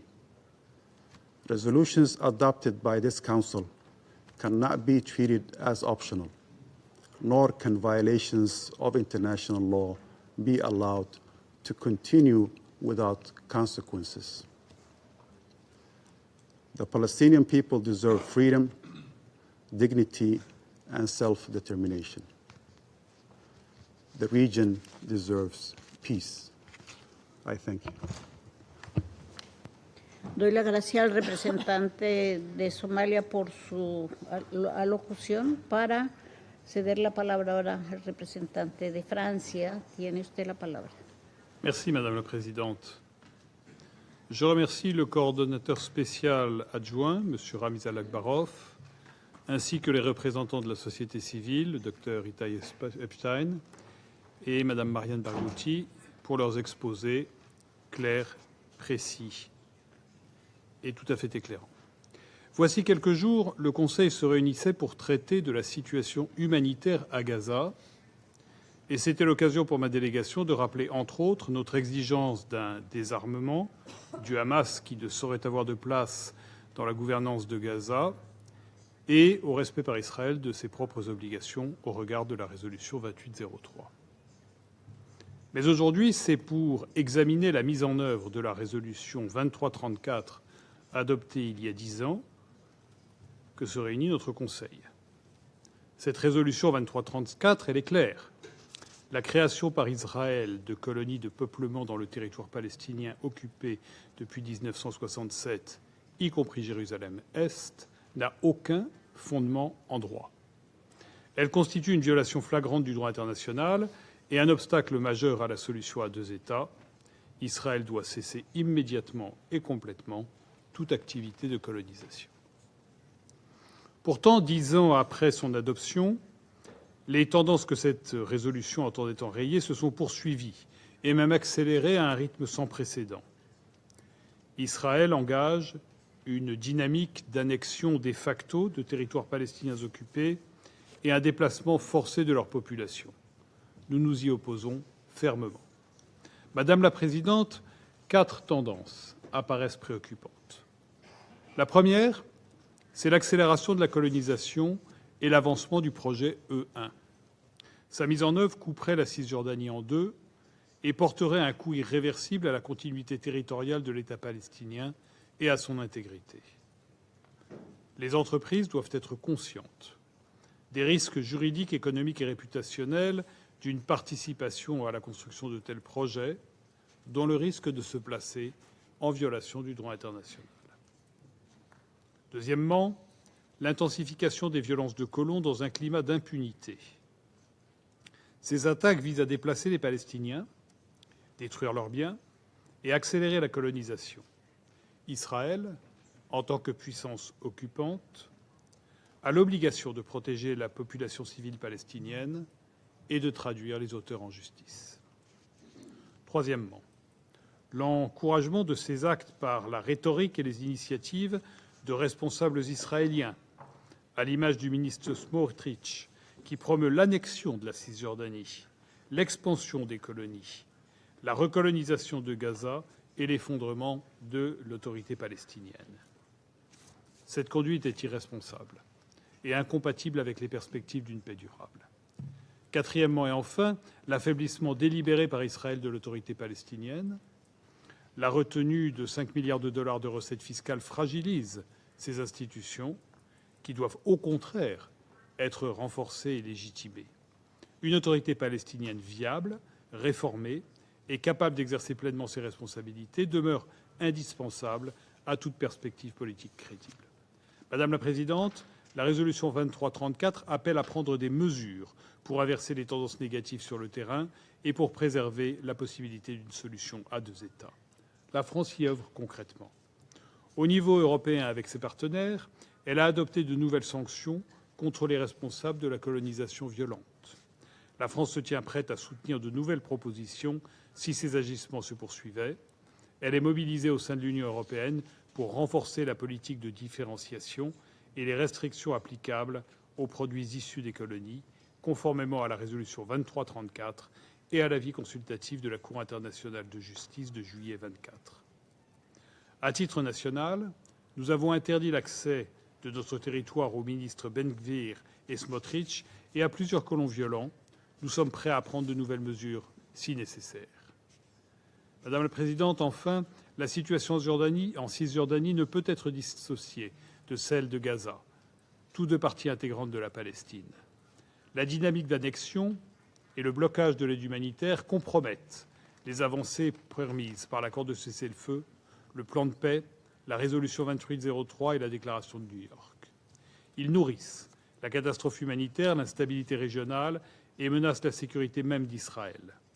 Nous appelons à la pleine mise en œuvre de la résolution 2803, c'est-à-dire, je le répète, entre autres, au désarmement du Hamas et au retrait d'Israël de Gaza. Les développements sur le terrain ne doivent pas conduire ce Conseil à renoncer à l'objectif politique. Au contraire, ils rendent plus urgente notre mobilisation collective pour préserver la solution à deux États et garantir les droits légitimes du peuple palestinien comme la sécurité d'Israël, conformément à la déclaration de New York, et la France continuera d'œuvrer dans ce sens. Je vous remercie. De Francia por su declaración. Y ahora concedo la palabra a la representante de Letonia. Tiene usted la palabra. Thank you, Madam President. I thank Deputy Special Coordinator Ramiz Alakbarov for his briefing and the CSO representatives Ita Epstein and Mariam Bragoutis for their informative contributions. The Secretary General's quarterly report on the implementation of Security Council Resolution 2334 vividly depicts a bleak picture. The human rights, humanitarian and security situation in the West Bank, including East Jerusalem, continues to severely deteriorate. Israel's accelerating settlement expansion, including in the E1 area, coupled with entrenchment of its civil authority administrative control, deliberately fragments the West Bank and undermines the viability of the two-state solution.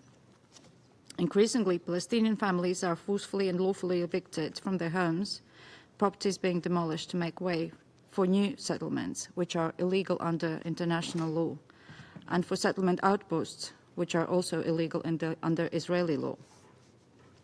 The annexation narrative, as well as the glorification of violence expressed by some leaders and government officials, are unacceptable. They additionally create breeding ground for extremism and greater polarization. At today's briefing, we heard once again the devastating toll of Palestinian civilians. These are not just numbers, and every life lost, whether Palestinian or Israeli, represents a human tragedy, leaving behind families and communities burdened by immense suffering, grief, and loss. Across the West Bank, expanded checkpoints and roadblocks continue to make it increasingly difficult for the Palestinians to access their workplaces and basic services, including schools and hospitals. And it is unacceptable that humanitarian aid workers and life-saving services on multiple occasions have been hindered from reaching those in need. And we have witnessed deeply alarming access restrictions to the holy sites in Jerusalem during Ramadan, Passover, and Easter, the expropriation of land containing places of worship, and the recent arson attacks targeting mosques north of Ramallah. Israel has to respect historic status quo arrangements governing the holy sites in Jerusalem. And protection of safety of all religious communities must be ensured. We strongly condemn violent settlers' attacks and forcible displacement and annexation in the West Bank, including East Jerusalem, and we call on Israel to ensure accountability for the committed assaults and killings, stop the settlement policy, fully respect all of its legal obligations and prior commitments, and abide by international law and Security Council resolutions, including Resolution 2334. Madam President, a just and lasting peace requires that Gaza and West Bank be treated as one unified entity, governed in the future by a single, legitimate and reformed Palestinian Authority. The measures applied to prolong Palestinian Authority's fiscal crisis and destabilize the Palestinian economy are deeply concerning. And we call on Israel to ensure that the Palestinian banking sector can operate unobstructed and to release withheld tax revenues for the Palestinian Authority to be able to meet its budgetary obligations, pay public sector salaries, and provide essential services. At the same time, the Palestinian Authority must take responsibility for fulfilling its commitments it has undertaken and continue comprehensive institutional and societal reform agenda, addressing radicalization while ensuring safe and dignified living conditions for Palestinians. We commend the Board of Peace and the mediators for their efforts in advancing the implementation of the comprehensive peace plan put forward by President Trump and endorsed by the Security Council in the Resolution 2803. All parties must abide by the commitments they have made. In order to end the harm to the people of Gaza and any further security threats to Israel, Hamas and other non-state armed groups must accept the roadmap for monitored, verified disarmament and relinquish power. There can be no sustainable peace or stability while armed groups continue to operate outside legitimate governance structures and pursue violence as a political tool.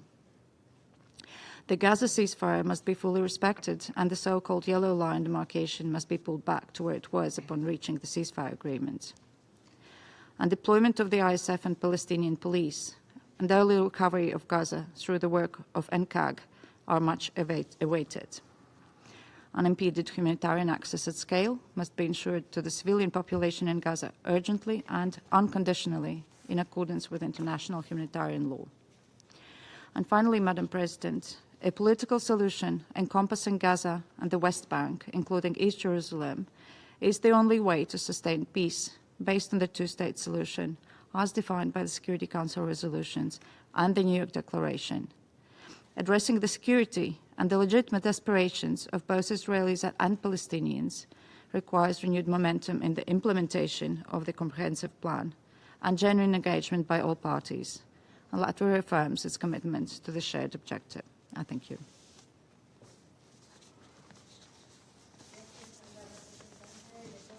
Su intervención, y quiero conceder ahora la palabra a la Federación de Rusia. Tiene usted la palabra.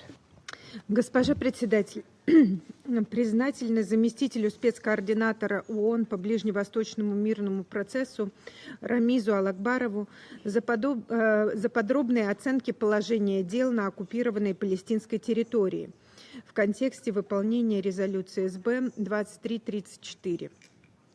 Внимательно ознакомились с письменным докладом Генсекретаря на этот счет. Внимательно выслушали представителей гражданского общества. К сожалению, услышанное не дает нам поводов для оптимизма. Израильские власти последовательно проводят политику усиления своего административного и правового контроля. Темпы и масштабы строительства и расширения поселений давно побили все рекорды.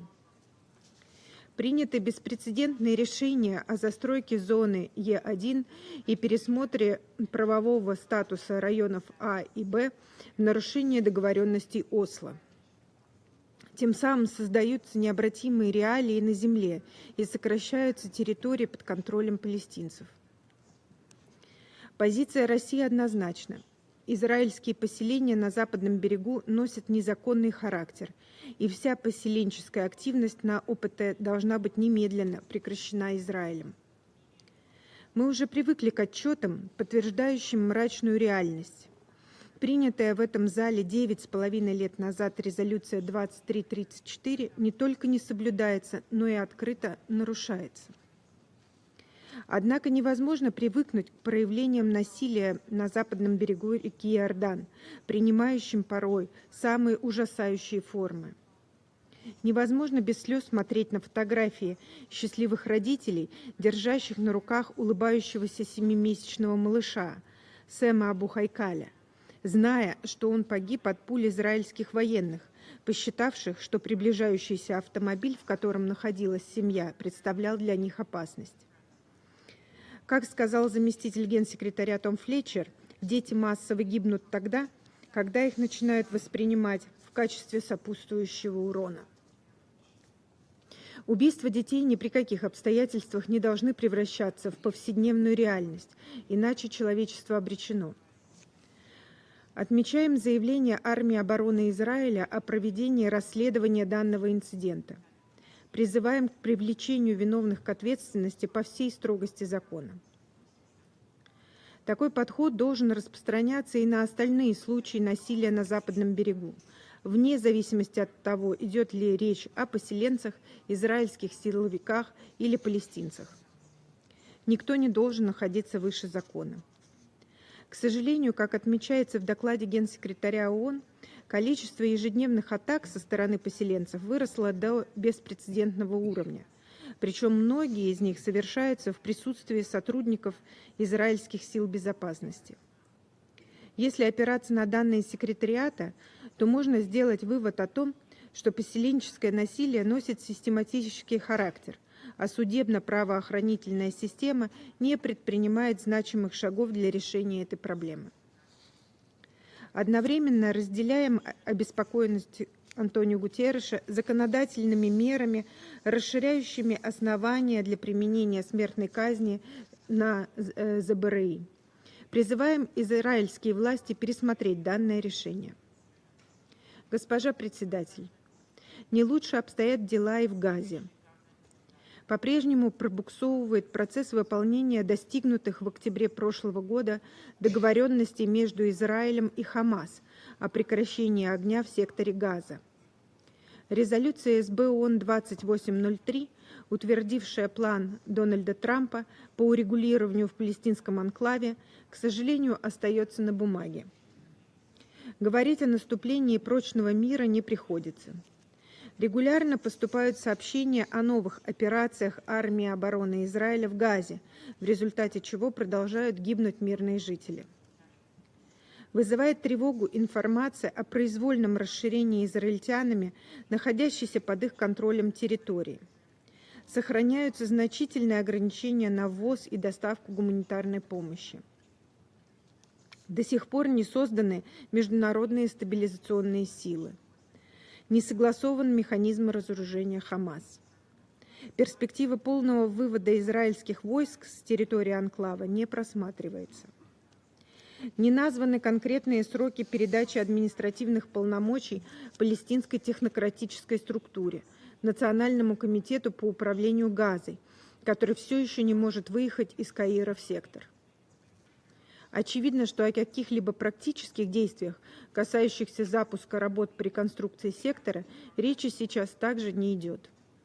По сути, миротворческие усилия американской администрации на палестинском направлении поставлены на паузу. На этом фоне достижение американо-иранских договоренностей и разрядка напряженности в регионе Большого Ближнего Востока дает надежду на возможность разблокирования патовой ситуации на палестино-израильском треке. Переговорное решение – единственная жизнеспособная формула, поскольку исключительно военными средствами невозможно добиться полноценного учета законных озабоченностей в сфере безопасности. Ведь даже при всей трудности в продвижении в заключенных при посредничестве США, Катара, Египта и Турции соглашений, без дипломатического решения жертв конфликта было бы намного больше, а израильские заложники продолжали бы томиться в подземельях Газы. Однако нельзя довольствоваться достигнутым и следует продолжать энергичные усилия по сближению сторон, опираясь при этом на общепризнанную международно-правовую базу. Убеждены, что возможности для реализации двухгосударственной формулы решения палестинского вопроса все еще сохраняются. Комплексное урегулирование палестино-израильского конфликта гарантирует прочный мир всем народам региона, в котором государство Палестина в границах 1967 года со столицей в Восточном Иерусалиме будет сосуществовать в мире и безопасности с Израилем. Россия готова всячески содействовать международным усилиям, направленным на достижение такого результата. Я благодарю за внимание. Gracias a la representante de la Federación de Rusia por su alocución y ahora quiero presentar la palabra a la representante de Bahrein. Tiene usted la palabra. السيدة الرئيسة، نتقدم بالشكر إلى مقدمي الإحاطات ونأخذ علما بالتقرير الربع السنوي الصادر عن الأمين العام في 23 يونيو حول آخر المستجدات بشأن سياسة الاستيطان في الأراضي الفلسطينية. ونود التطرق إلى النقاط الثلاثة التالية.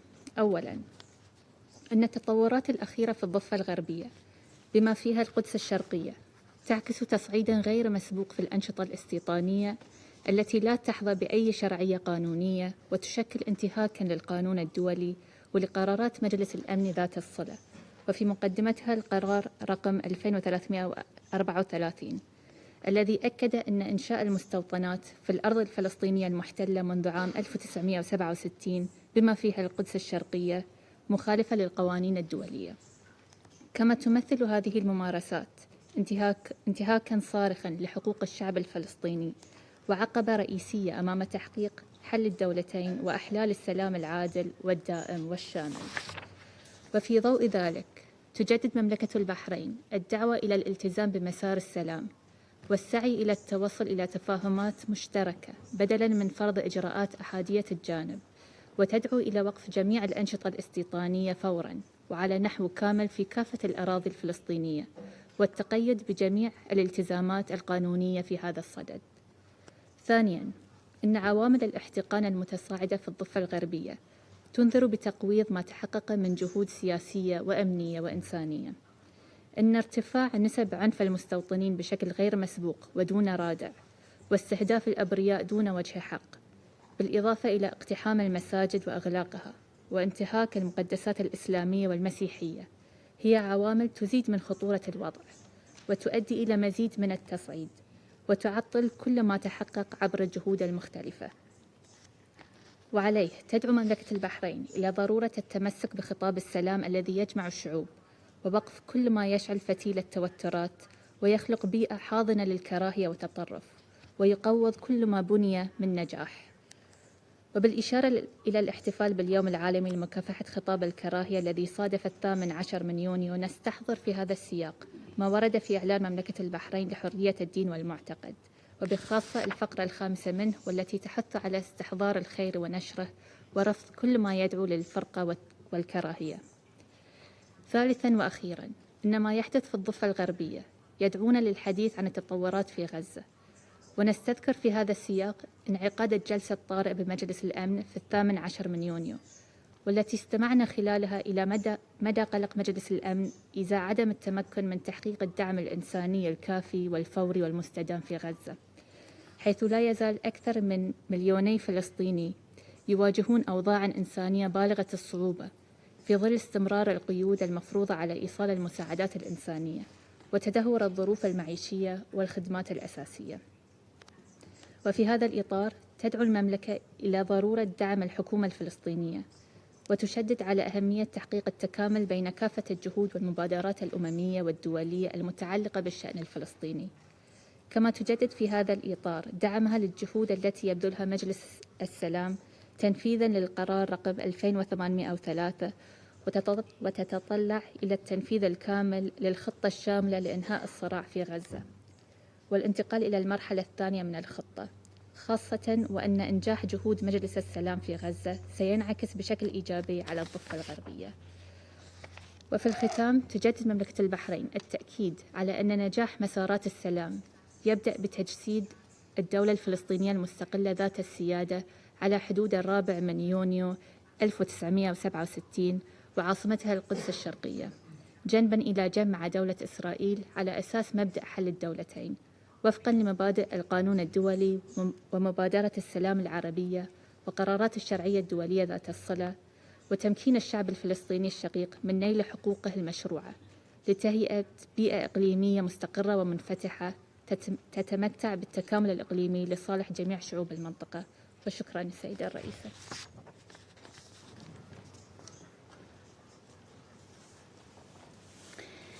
Gracias a la representante de Bahrein por su declaración. Para conceder ahora la palabra a Pakistán. Tiene usted la palabra. Thank you, Madam President.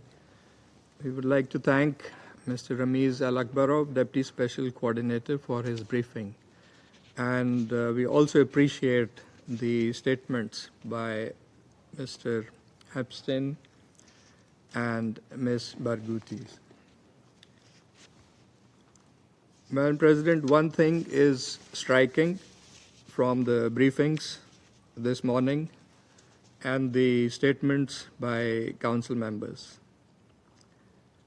You would not see more expressions of concern regarding the flagrant violations of international law and more calls for accountability in the context that is there, where the grave consequences emanating from an ever-expanding and entrenching occupation is before this Council.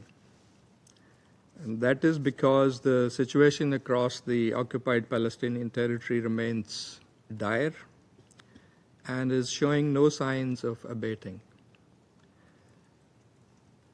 As we have heard, the West Bank is witnessing its largest and deadliest wave of settlement expansion and highest sustained levels recorded of settler violence. The Secretary General's report documents that 4,750 housing units were advanced or approved during the reporting period, including 34 settlements approved in a single cabinet decision, the highest to date. Israel's newly launched online land registration platform in Area C systematically facilitates the dispossession of Palestinian property under the guise of bureaucratic procedure. The controversial and illegal E1 project is the strategic linchpin that would carve the West Bank into isolated enclaves, targeting the viability of a contiguous Palestinian state. Alongside this, legitimate institutions of governance are being choked and suffocated by withholding the revenues of the Palestinian Authority by Israel. So what we are witnessing is not a series of isolated incidents, but a deliberate and systemic pattern. This is an ecosystem of occupation in which settlement expansion, annexation, demolitions, forced evictions, displacement, and revenue withholding are mutually reinforcing, enabled by both brute military force and a legal juggernaut designed to legitimize the illegitimate. This is not chaos. It is a calculated framework to entrench illegal Israeli occupation. In this context, on June 18th, the foreign ministers of the Group of 8 Arab Islamic countries, of Pakistan is a part, condemned in the strongest terms the continued and escalating settler violence against Palestinians in the occupied West Bank, including recent attacks on various mosques. The ministers affirmed their total rejection of these deplorable attacks, as well as the continued illegal Israeli measures in the occupied Palestinian territory. Madam President, in Gaza, while the Board of Peace has overseen improvements in humanitarian conditions, the situation remains dire. Widespread hunger, severe shortages of clean water and medical care, inadequate sanitation, and the unchecked spread of disease have left more than 90% of the population living in catastrophic conditions. Despite the ceasefire, close to 1,000 Palestinians, including women and children, have been killed. The recent report of the Independent Commission of Inquiry is a scathing indictment of the deliberate targeting and killing of Palestinian children by the Israeli occupation forces. There must be accountability for this. President, all these grave developments need to be seen in the context of continuing statements by Israel rejecting the idea of a Palestinian state and hence the two-state solution. It is absolutely clear as to where lies the problem. In our view, piecemeal approach will not work. It is time for this Council to undertake a holistic assessment of the situation across all of the occupied Palestinian territory and firmly tackle the obstacles to peace. In this regard, the Council must first compel Israel to immediately and completely cease all settlement activities, which constitute a flagrant violation of international law. Second, all attempts at annexation of land, demolitions, forced evictions, and displacements of Palestinians must be halted and reversed. The Palestinian population must be protected from settler violence, and all perpetrators must be fully held to account. The Council must reiterate its firm rejection of forced displacement. Third, the Council must bring pressure to bear on Israel, the occupying power, to release without further delay the revenues of the Palestinian Authority to address the mounting fiscal crisis. And fourth, the comprehensive plan to end the Gaza conflict and Resolution 2803 must be fully implemented. President, the General Assembly's endorsement of the New York Declaration last year charted a pathway toward Palestinian statehood. And in parallel, efforts led by the United States, supported by the Arab and Islamic countries, have advanced the comprehensive peace plan. These initiatives, including the Board of Peace under Resolution 2803, must translate into action. A permanent ceasefire across the OPT, surge in humanitarian aid, rebuilding of Gaza, and a definitive end to all illegal settlement activities. Our ultimate goal is the end of occupation, the establishment of an independent, sovereign, and contiguous state of Palestine on pre-1967 borders, with Al-Quds, Al-Sharif as its capital, remains the only guarantee for lasting peace in the region. I thank you. Gracias al representante de Pakistán por su declaración. Ahora formularé una declaración en mi calidad de representante de Colombia.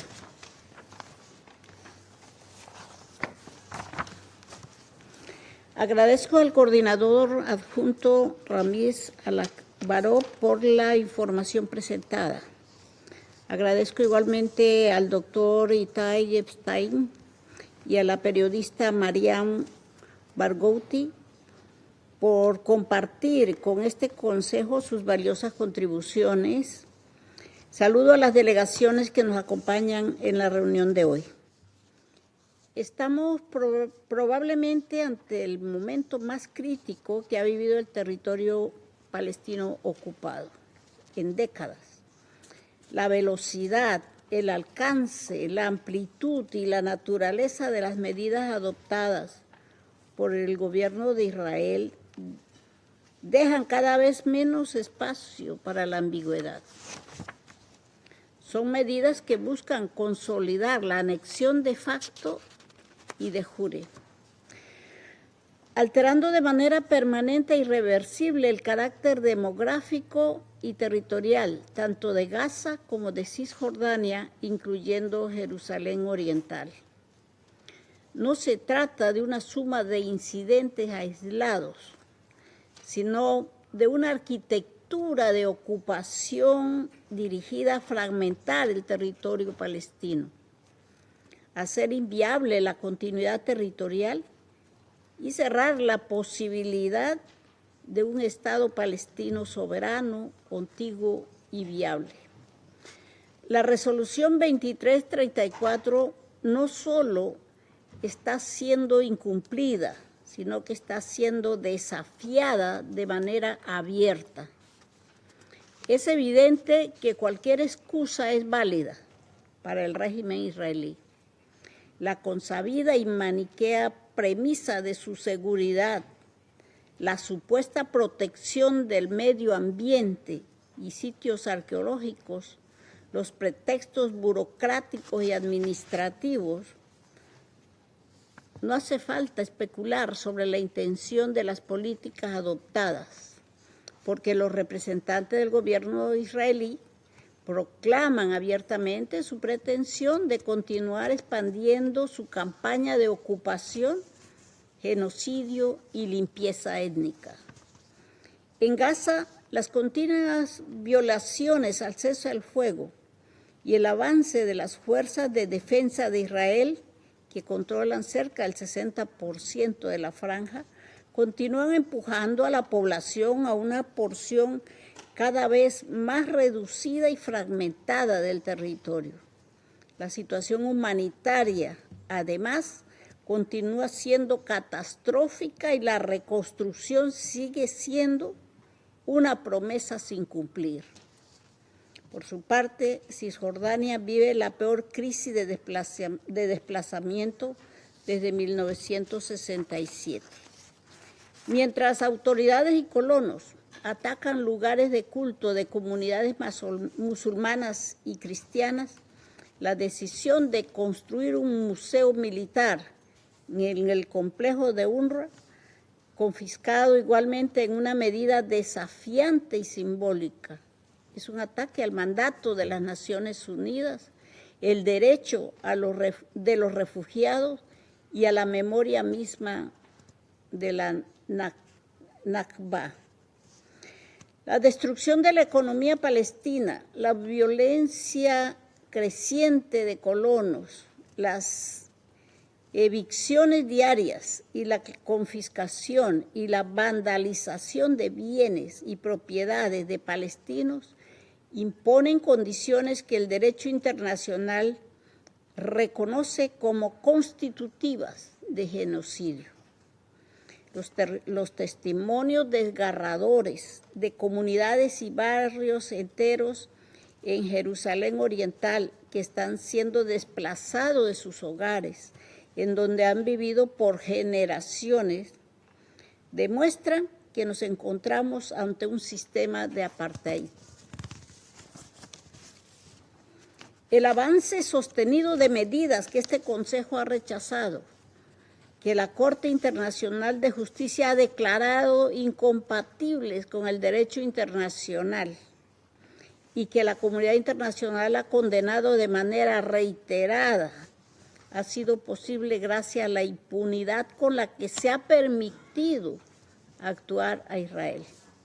La falta de rendición de cuentas y el silencio de este Consejo frente a la gravísima situación en el territorio palestino ocupado, socava de manera cada vez más preocupante la credibilidad de este órgano, la efectividad del derecho internacional y la confianza misma en el sistema multilateral. Colombia mantiene la esperanza de que este Consejo encuentre, antes de que sea demasiado tarde, la claridad jurídica, política y moral necesaria para actuar conforme a los principios que dice defender. Que logre todavía enviar una señal inequívoca a quienes esperan de las Naciones Unidas protección, justicia y dignidad, que el derecho internacional no se aplica selectivamente, que la protección de la vida humana no admite jerarquías y que para este Consejo unas vidas no valen más que otras. Gracias. Vuelvo a asumir las funciones de la presidencia del Consejo de Seguridad. Doy ahora la palabra al observador permanente del Estado Observador de Palestina. Tiene usted la palabra. Madam President, allow me at the outset to thank the three briefers, Mr. Al-Akbarov, Mr. Epstein, and Ms. Barghouti, for their briefing, and to thank you for convening this meeting, and to thank all of my colleagues, the members of the Security Council, who spoke very clearly and loudly demanding the implementation of a resolution that you've adopted in the year 2016, Resolution 2334. It is one of your resolutions. It is mandatory to be implemented, and for member states to abide with their obligations under the Charter of the United Nations to honor and respect and implement a resolution adopted by the Security Council. And that is also applicable to all resolutions adopted by the Security Council. Resolution 2334 could be summarized in two words: no annexation. I repeat, no annexation. It is an expression of the prohibition of acquisition of land by force, a peremptory norm of international law, and a principle enshrined in the UN Charter.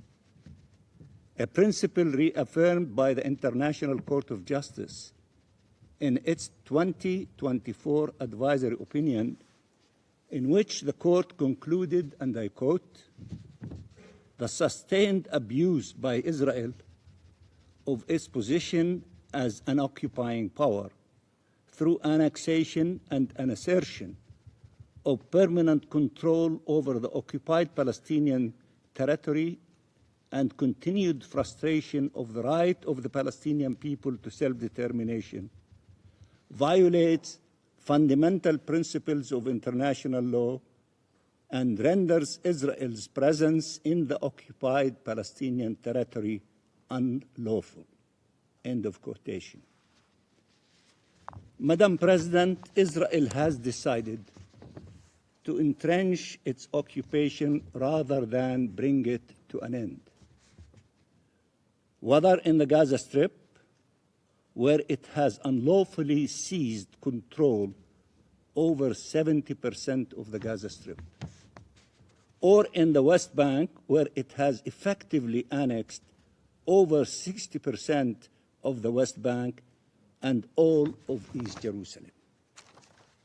This is not only illegal, it is also contrary to President Trump's plan and Resolution 2803, which explicitly state there should be no occupation and no annexation, and it aims at blocking the promised pathway for Palestinian self-determination and independent statehood.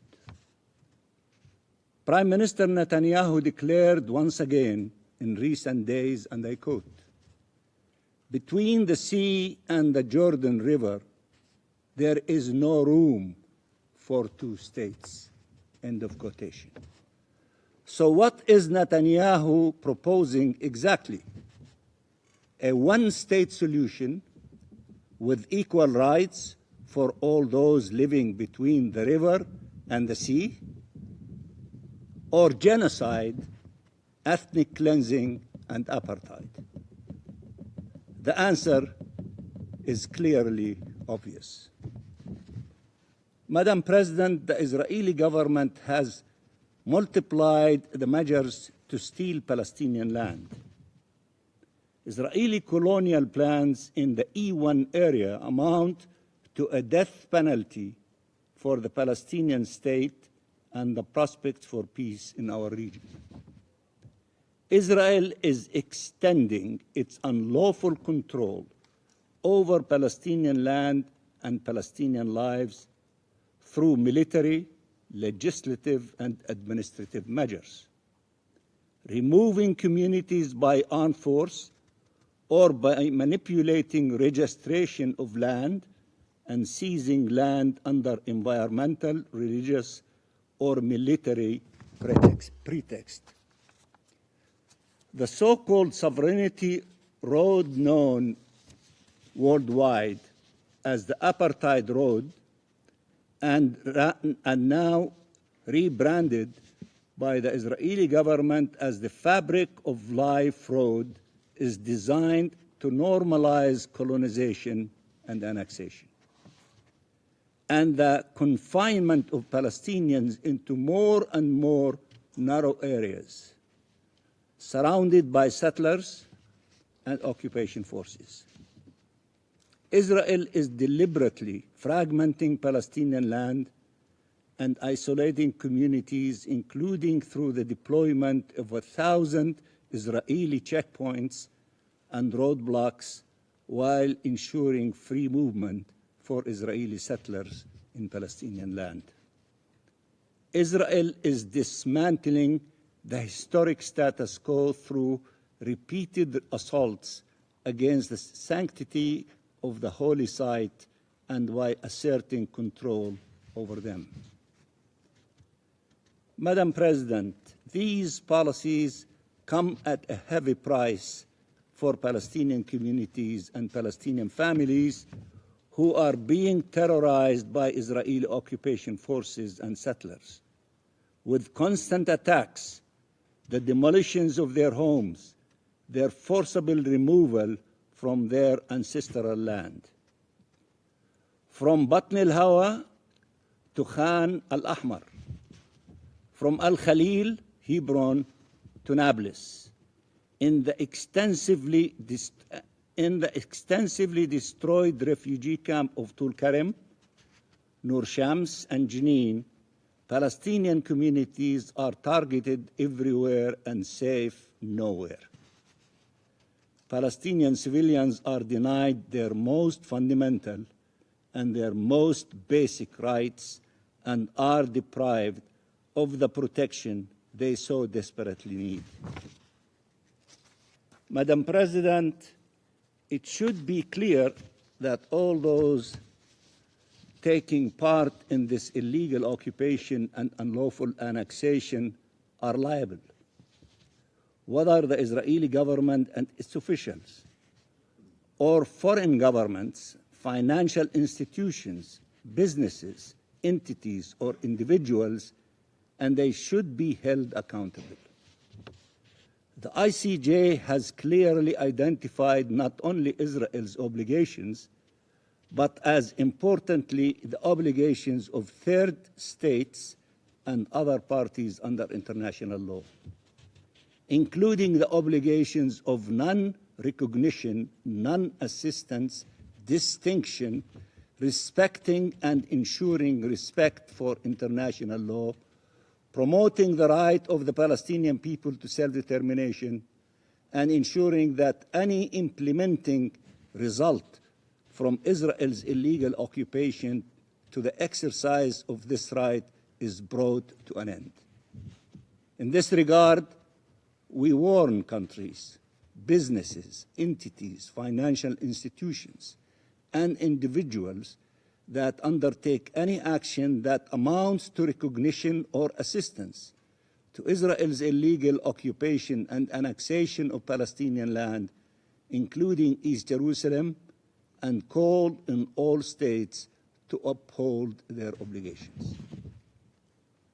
Madam President, Israel's attack against the Palestinian Authority is an integral part of its attack against Palestinian presence in our ancestral land and against the independence of the Palestinian state. The withholding of Palestinian tax revenues is not only illegal and part and parcel of stealing our resources, whether financial or natural, it aims at the collapse of the PA and constitutes as such a threat to peace and security given the political, social, and human ramifications and the impact on regional stability. It must end. Madam President, in conclusion, the international community as a whole rejects annexation of Palestinian land.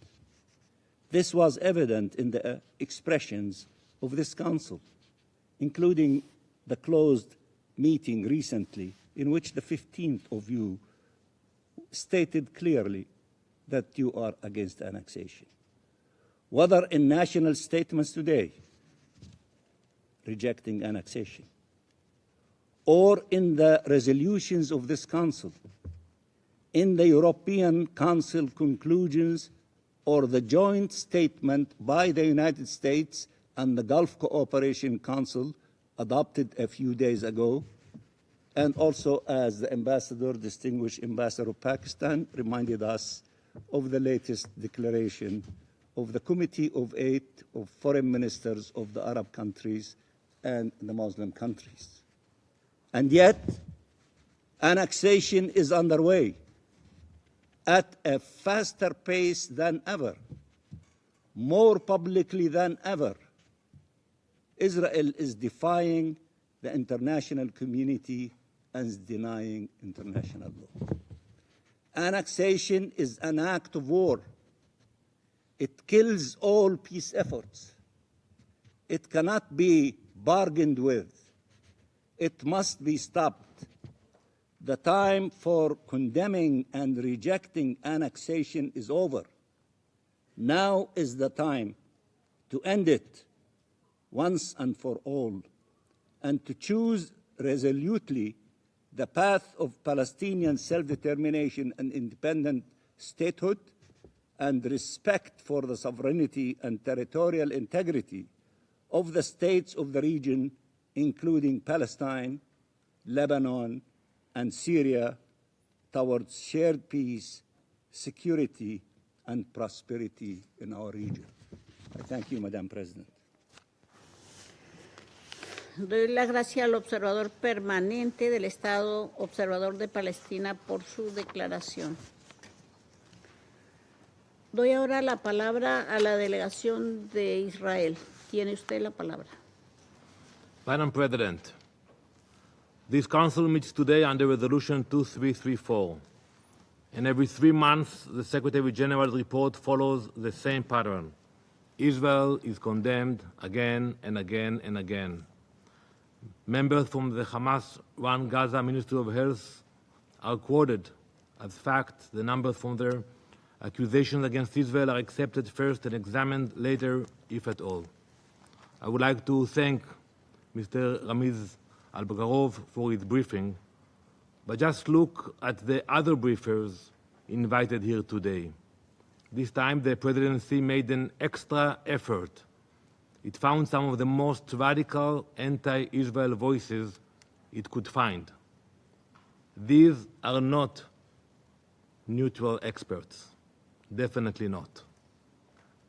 Mr. Itai Epstein, if you look at the social media, even compared President Trump and Prime Minister Netanyahu to Hitler a few months ago.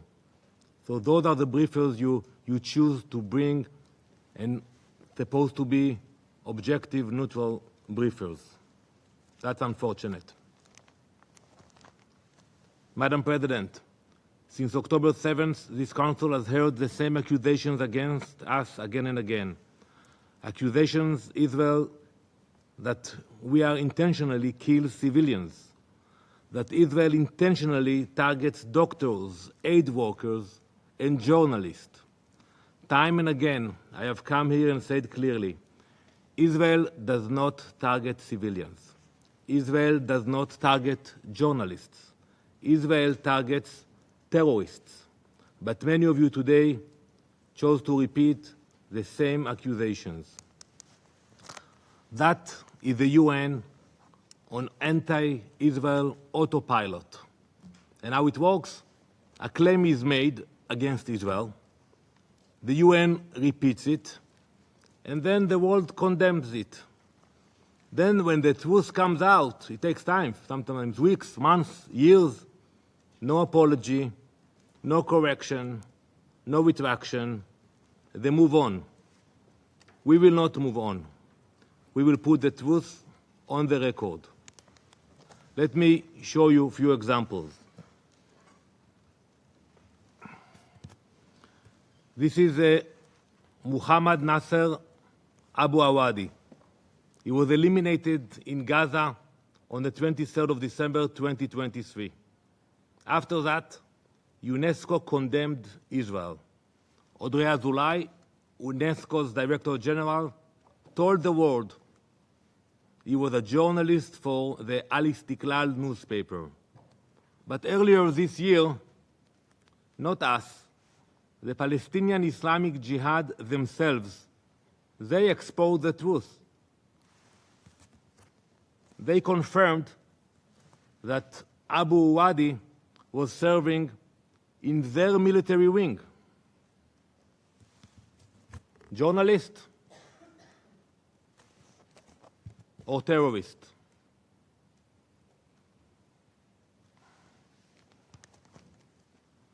UNESCO's condemnation was public.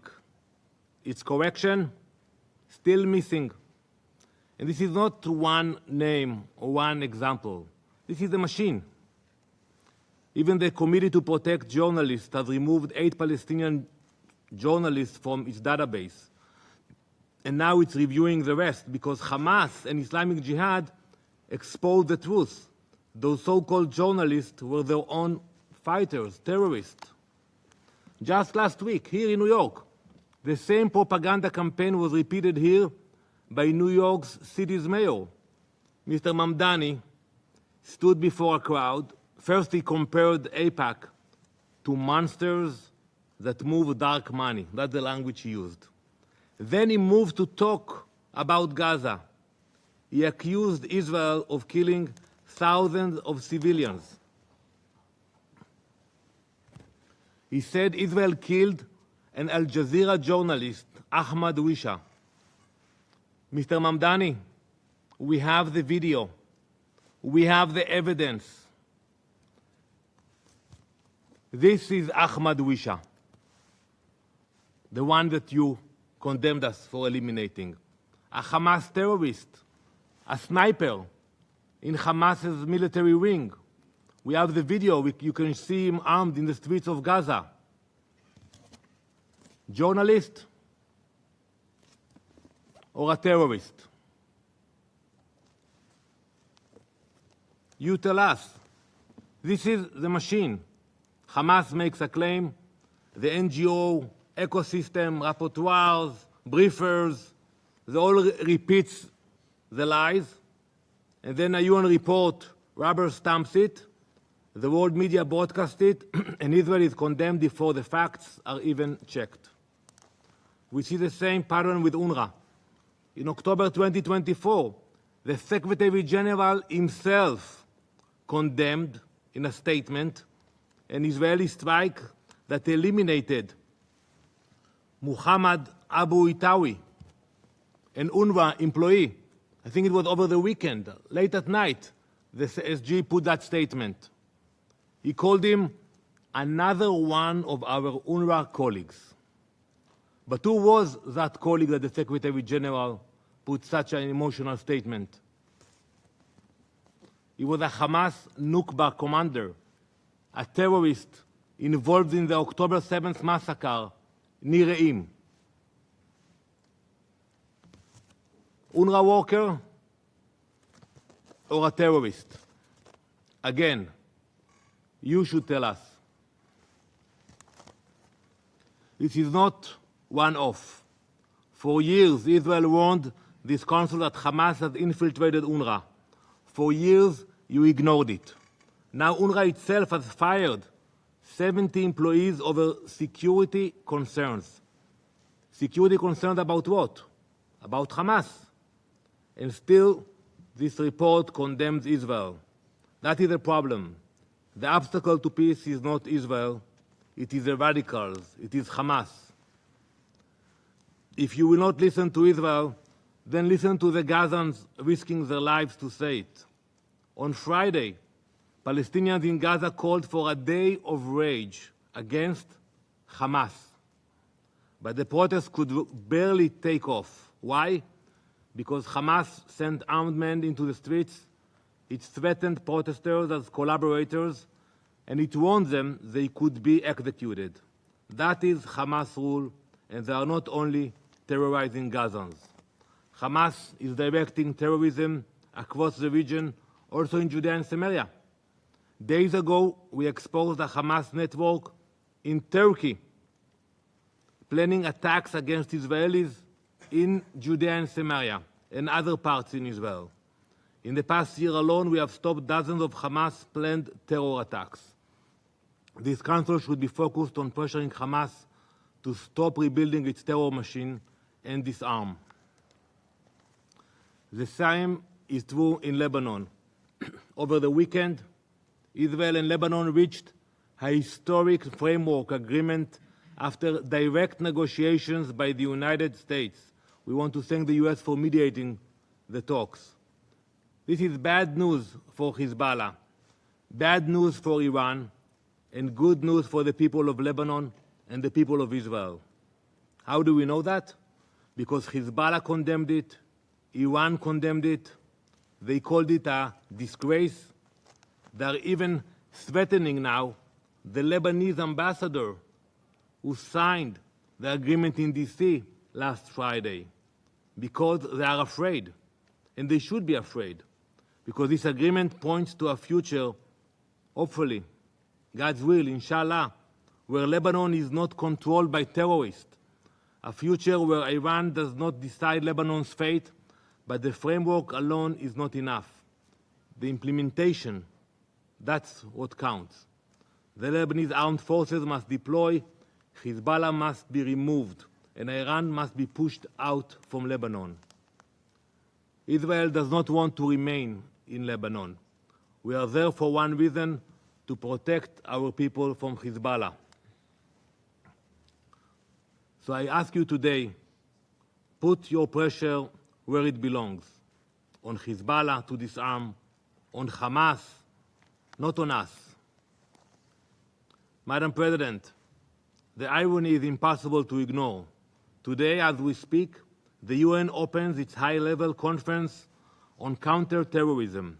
The Secretary General will speak, ministers will speak, and counter-terrorism chiefs will gather.